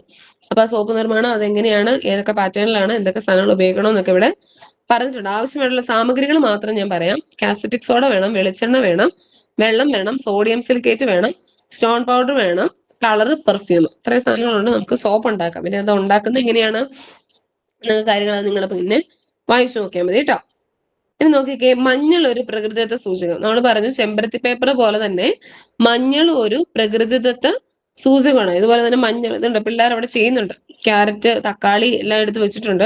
ഇതിൽ ചിലതിന്റെയൊക്കെ തണ്ട്, ചിലതിന്റെയൊക്കെ വേര്, ചിലതിന്റെയൊക്കെ ഇല, അതൊക്കെ ഉരച്ചു കഴിയുമ്പോൾ നമുക്കൊരു ഇതുപോലെ തന്നെ ലിറ്റ്മസ് പേപ്പർ പോലെ തന്നെ ഒരു പേപ്പർ കിട്ടും. മഞ്ഞൾ പേപ്പർ ഉണ്ട്, ബീട്രൂട്ട് പേപ്പർ ഉണ്ട്, അതുപോലെ തന്നെ അവിടെ ചെമ്പരത്തി പേപ്പർ ഉണ്ട്. പിന്നെ ക്യാരറ്റിന്റെ ആ ഒരു ഓറഞ്ച് നിറമാണ് നമ്മൾ പറഞ്ഞ സാർവിക സൂചകത്തിന്റെ അകത്ത് കുറെ നിറങ്ങളുണ്ട്. അപ്പൊ ആ നിറങ്ങളൊക്കെ മുക്കി നോക്കുമ്പോൾ ഏത് നിറമാണോ കരിഞ്ഞത് അതിനനുസരിച്ച് ആ ആസിഡുകളുടെ തീവ്രതയും ഗാഠതയും മനസ്സിലാക്കാൻ പറ്റുമെന്ന് പറഞ്ഞു. അപ്പൊ അതുപോലെ നമ്മൾ ഉപയോഗിക്കുന്നതാണ് ഈ പ്രകൃതിദത്ത സൂചകങ്ങളൊക്കെ. അപ്പൊ അത് ജസ്റ്റ് പറഞ്ഞിട്ടുള്ളത് ഉണ്ട്. ചുവന്ന ചീരയുണ്ട്, നീല ശംഖുപുഷ്പമുണ്ട്, ചുവന്ന ക്യാബേജ് ഉണ്ട്, ബീട്രൂട്ട് ഉണ്ട്, പിന്നെ നമ്മുടെ ചെമ്പരത്തി പേപ്പർ ഉണ്ട്. ഇതെല്ലാം പ്രകൃതിദത്ത സൂചകങ്ങളിൽ പെടുന്നതാണ്. ഇനി നമ്മുടെ ഇത്രയുള്ള ഈ ഒരു ചാപ്റ്ററിന്റെ അകത്ത് പക്ഷെ ആ ഒരു പേജ് ഞാൻ വിട്ടുപോയതാണോ അത് എടുത്തിട്ടപ്പോ അത് മാറിപ്പോയതാണ്. അതിന്റെ അകത്ത് നമ്മൾ ആസിഡിന്റെയും ആൽക്കലിയുടെയും പ്രധാന സവിശേഷതകൾ നമ്മളൊരു കോളം തിരിച്ചിട്ടുണ്ട്. അതായത് ആസിഡ് ഉണ്ട്, ഇതുപോലെ തന്നെ നമ്മുടെ ബേസും ഉണ്ട്. അപ്പൊ ഇതിന്റെ പ്രധാന പ്രത്യേകതകൾ എന്തൊക്കെയാണ് നമ്മൾ ഓൾറെഡി പറഞ്ഞതാണ്. ആസിഡ് ആണെങ്കിൽ പുളി രുചിയാണ്, നമ്മുടെ ബേസ് ആണെങ്കിലോ കാരരുചിയും, അതുപോലെ നിങ്ങൾ എഴുതി പോവാട്ടോ, കാരരുചിയും അതുപോലെ തന്നെ വഴുവഴുപ്പും ഉള്ളതാണ്. നമ്മുടെ ബേസ് ആണെങ്കിൽ കാരരുചിയും വഴുവഴുപ്പും ഉള്ളതാണ്. പിന്നെ ആസിഡ് ആണെങ്കിലോ വേറെന്താ പ്രത്യേകത, നമ്മുടെ ബ്ലൂ ലിറ്റ്മസിനെ എന്താക്കി മാറ്റുന്നു, റെഡ് ആക്കി മാറ്റുന്നു. അതുപോലെ തന്നെ ഇവിടെ ആണെങ്കിലോ റെഡ് ലിറ്റ്മസിനെ ഏതാക്കി മാറ്റും, ബ്ലൂ നിറത്തിലുള്ളതാക്കി മാറ്റും നമ്മുടെ ബേസ്. ഇനി ആസിഡിന്റെ പ്രത്യേകത നമ്മൾ ഒന്ന് പറഞ്ഞു. ആസിഡ് ലോഹവുമായിട്ട് പ്രവർത്തിക്കുമ്പോൾ എന്ത് വാതകം ഉണ്ടാകുന്നത്, നമ്മുടെ ഹൈഡ്രജൻ വാതകം, നമ്മുടെ ഹൈഡ്രജൻ ഉണ്ടാകുന്നു അല്ലെ. ആ ഒരു പ്രത്യേകതയും കൂടെ നമ്മൾ ആസിഡിന്റെ കാര്യത്തിൽ പറഞ്ഞു. അപ്പൊ ഇത് വളരെ ഇമ്പോർട്ടന്റ് ആണ്. ഇതിന്റെ ഈ സവിശേഷതകൾ എന്ന് പറയുന്നത് വളരെ ഇമ്പോർട്ടന്റ് എന്ന് പറഞ്ഞാൽ വളരെ ഇമ്പോർട്ടന്റ് ആണ്. അപ്പൊ അത് പഠിക്കണം കേട്ടോ. നമ്മൾ ഇവന് ഹൈഡ്രജൻ പറഞ്ഞു. ഹൈഡ്രജൻ കണ്ടുപിടിച്ച ആരാണ്, ഹെൻറി കാവൻഡിഷ്. പേര് കൊടുത്ത ലാവോസിയർ. ഹൈഡ്രജൻ കത്തുന്ന വാതകമാണ്.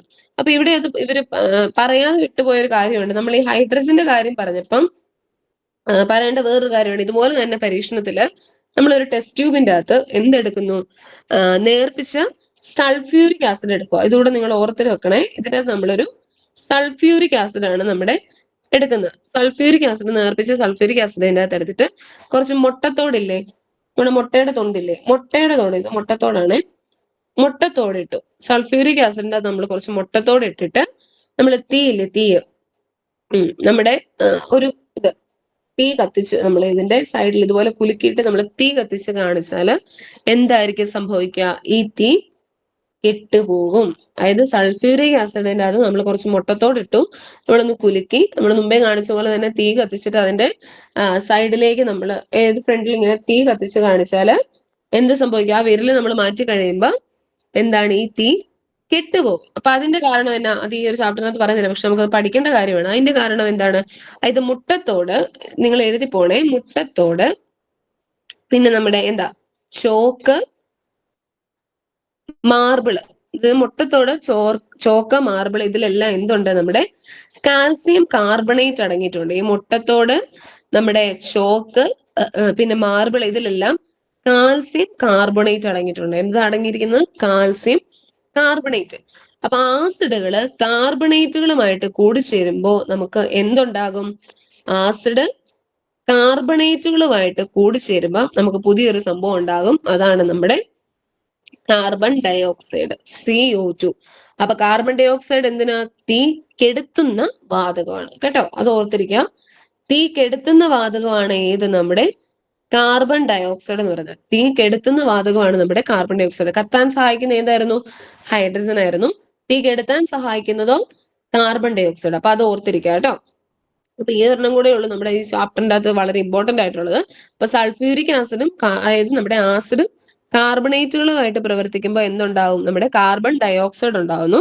കാർബൺ ഡയോക്സൈഡ് എന്താ, തീ കെടുത്തുന്ന വാതകമാണ്. അപ്പൊ ഈ ഒരു പരീക്ഷണം ഇതിനകത്ത് പറയുന്നില്ല, പക്ഷെ നമ്മുടെ പഴയ ആ ടെക്സ്റ്റ് ബുക്കിന്റെ അത് പറയുന്നുണ്ട്. അപ്പൊ അതുകൊണ്ടാണ് അതുകൂടെ എടുത്തിട്ട്. അപ്പൊ അത് നിങ്ങൾ ഓർത്തിരിക്കുക കേട്ടോ. അപ്പൊ നമ്മുടെ ഈ മുട്ടത്തോട്, ചോക്ക്, മാർബിൾ, ഇതിലെല്ലാം എന്തടങ്ങിയിട്ടുണ്ട്, കാൽസ്യം കാർബണേറ്റ് അടങ്ങിയിട്ടുണ്ട്. അപ്പൊ ഈ കാൽസ്യം കാർബണേറ്റ് നമ്മുടെ ആസിഡുമായിട്ട് പ്രവർത്തിക്കുമ്പോൾ എന്താ ഉണ്ടാകുന്നത്, കാർബൺ ഡയോക്സൈഡ് ഉണ്ടാകുന്നു.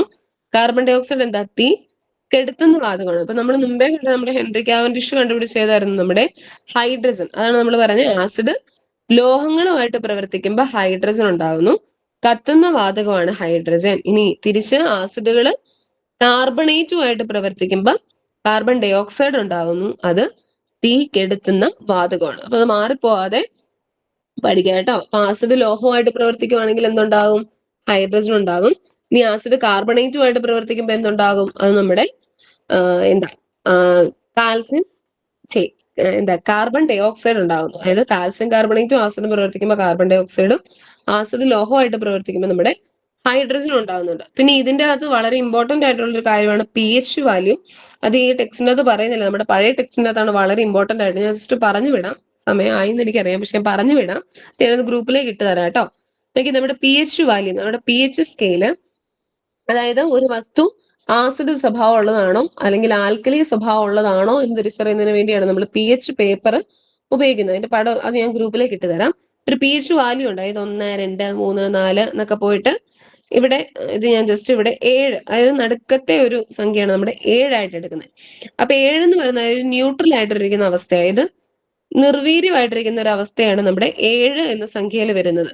അപ്പം 7ന് മുകളിലേക്ക് വന്നാൽ അതിന്റെ സ്വഭാവം ബേസ് ആണ്, അതായത് നമ്മുടെ ആൽക്കലി സ്വഭാവമാണ് 7ന് മുകളിലേക്ക്. അത് അങ്ങനെ തന്നെ ഓർത്തിരിക്കാം.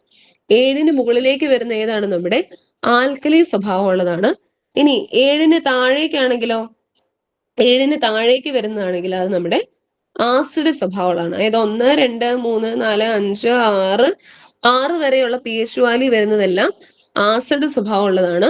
ഇനി 7ന് മുകളിലേക്ക്, അതായത് 8, 9, 10 എന്നൊക്കെ രീതിയിൽ പോകുന്നതാണെങ്കിൽ അതെല്ലാം നമ്മുടെ ആൽക്കലി അല്ലെങ്കിൽ ബേസ് സ്വഭാവമുള്ളതാണ്. നടുക്ക് 7 എന്നുള്ളത് വരുവാണെങ്കിൽ അത് ഏതാണ്? നമ്മുടെ നിർവീര്യമാണ്. അതായത് ശുദ്ധജലത്തിന്റെ, നമുക്കറിയാം 7ന്റെ എക്സാമ്പിൾ ആയിട്ട് വരുന്നത് നമ്മുടെ ശുദ്ധജലം, പ്യുവർ വാട്ടറിന്റേത് ഏതാണ്? 7ആണ് pH മൂല്യം വരുന്നത്. പിന്നെ ആസിഡിന്റെ ആണെങ്കിൽ 7ൽ താഴെ, എന്താ 7ന് മുകളിലാണെങ്കിൽ ബേസ്. അത് മാറിപ്പോരുന്നു കേട്ടോ. ചിലപ്പോൾ ആസിഡാണ് കുറച്ചുകൂടെ എന്താ വീര്യം കൂടുതലുള്ളതെന്ന് പറഞ്ഞുകൊണ്ട് 7ന് മുകളിലുള്ളതാണ് ആസിഡ്, അങ്ങനെ ഓർക്കരുത്. 7ന് താഴെ 1 മുതൽ 6 വരെയുള്ള pH മൂല്യം വരുന്നതൊക്കെ ആസിഡിന്റെ അകത്ത് വരും. 7ന് മുകളിലാണെങ്കിൽ അത് ആൽക്കലിക്കകത്ത് വരും. അതും സ്റ്റേറ്റ്മെന്റ് ടൈപ്പ് ക്വസ്റ്റ്യൻ വരുന്നതാണ്. pH മൂല്യം 7ൽ താഴെയാണെങ്കിൽ അത് ആൽക്കലി ആണ്, അങ്ങനെ ചോദിക്കാം. പക്ഷെ ആൽക്കലി അല്ല, എന്താണ്? ആസിഡ് ആണ് വരുന്നത്. അപ്പൊ ഇത്രയും കാര്യങ്ങളാണ് നമ്മുടെ ഈ ഒരു യൂണിറ്റിന്റെ അത് വളരെ ഇമ്പോർട്ടന്റ് ആയിട്ട് വരുന്നത്. പിന്നെ ഇതുമായിട്ട് ബന്ധപ്പെട്ട് 2-3 ക്വസ്റ്റ്യൻസ് ഉണ്ട്, ഞാനത് ഗ്രൂപ്പിലേക്ക് ഇട്ട് തരാം കേട്ടോ. ആ ഗ്രൂപ്പിലേക്ക് ഇട്ട് തരാം. അപ്പൊ അല്ലെങ്കിൽ നിങ്ങളിപ്പം ഏകദേശം ഒരു രാവിലെ എഴുന്നേറ്റ് ഒരു ഉറക്കക്ഷണത്തിലാണ് ഇരിക്കുന്നതെന്ന് എനിക്കറിയാം. അപ്പൊ ഇനിയിപ്പം അതോടെ പറഞ്ഞ് ഞാൻ എന്താ നിങ്ങൾ മടുപ്പിക്കുന്നില്ല. അപ്പൊ ഞാൻ ആ ക്വസ്റ്റ്യൻസും ഇതിന്റെ ടേബിളുകൾ ഞാൻ ഗ്രൂപ്പിലേക്ക് ഇട്ട് തരാം. അപ്പൊ നിങ്ങൾ പഠിക്കണം. ഇതിന്റെ അകത്ത് വളരെ ഇമ്പോർട്ടന്റ് എന്ന് പറയുന്ന ആസിഡുകളുടെ പേരുകളാണ്, പിന്നെ ആസിഡുകളുടെ പ്രത്യേകതകൾ, പിന്നെ നമ്മുടെ ഹൈഡ്രജൻ കണ്ടുപിടിച്ചത് ആര്, എന്താ അതിന് പേര് കൊടുത്തത് ആര്, ഇതൊക്കെയാണ് വളരെ ഇമ്പോർട്ടന്റ് ആയിട്ടുള്ള കാര്യം കേട്ടോ. അപ്പൊ ഇത്രയും കാര്യങ്ങളാണ് ഈ ഒരു യൂണിറ്റിൽ ഇമ്പോർട്ടന്റ് ആയിട്ടുള്ളത്. അപ്പൊ ഇതിന്റെ ബാക്കി നോട്ട്, ആ ക്വസ്റ്റ്യൻ ആൻസറും ആ ടേബിളുകൾ ഞാൻ ഗ്രൂപ്പിലേക്ക് ഇട്ട് തരാം കേട്ടോ. അങ്ങനെയാണെങ്കിൽ എല്ലാവരും ഓക്കെ. അപ്പൊ എന്തെങ്കിലും ഡൗട്ട് എന്തെങ്കിലും ചോദിക്കാനുണ്ടോ ആർക്കെങ്കിലും? ഇല്ലെങ്കിൽ നമുക്ക് ഇന്നത്തെ ക്ലാസ് നിർത്താം. ഇച്ചിരി കൂടിപ്പോയി, 6 മണി ആവുന്നതിന് മുമ്പ് നിർത്തിയിട്ടുണ്ടോ? ഓക്കെ, കുഴപ്പമില്ല. നിങ്ങളെല്ലാവരും ക്ഷീണിച്ചിരിക്കുന്നതെന്നറിയാം. ഇനിയിപ്പോ എല്ലാ ദിവസവും മോർണിംഗ് ക്ലാസ് കാണും കേട്ടോ. അപ്പം ചിലപ്പോൾ സയൻസ് ആയിരിക്കും, അല്ലെങ്കിൽ സോഷ്യൽ ആയിരിക്കും. അത് ക്ലാസ് നോക്കിയിട്ട് ഞാൻ ഗ്രൂപ്പിലേക്ക് ഇട്ടോളാം. അപ്പൊ എല്ലാവരും കയറാൻ നോക്കുക, പഠിക്കുക. ഓക്കെ, അങ്ങനെയാണെങ്കിൽ നമുക്ക് ഇന്നത്തെ ക്ലാസ് നിർത്താം. Thank you.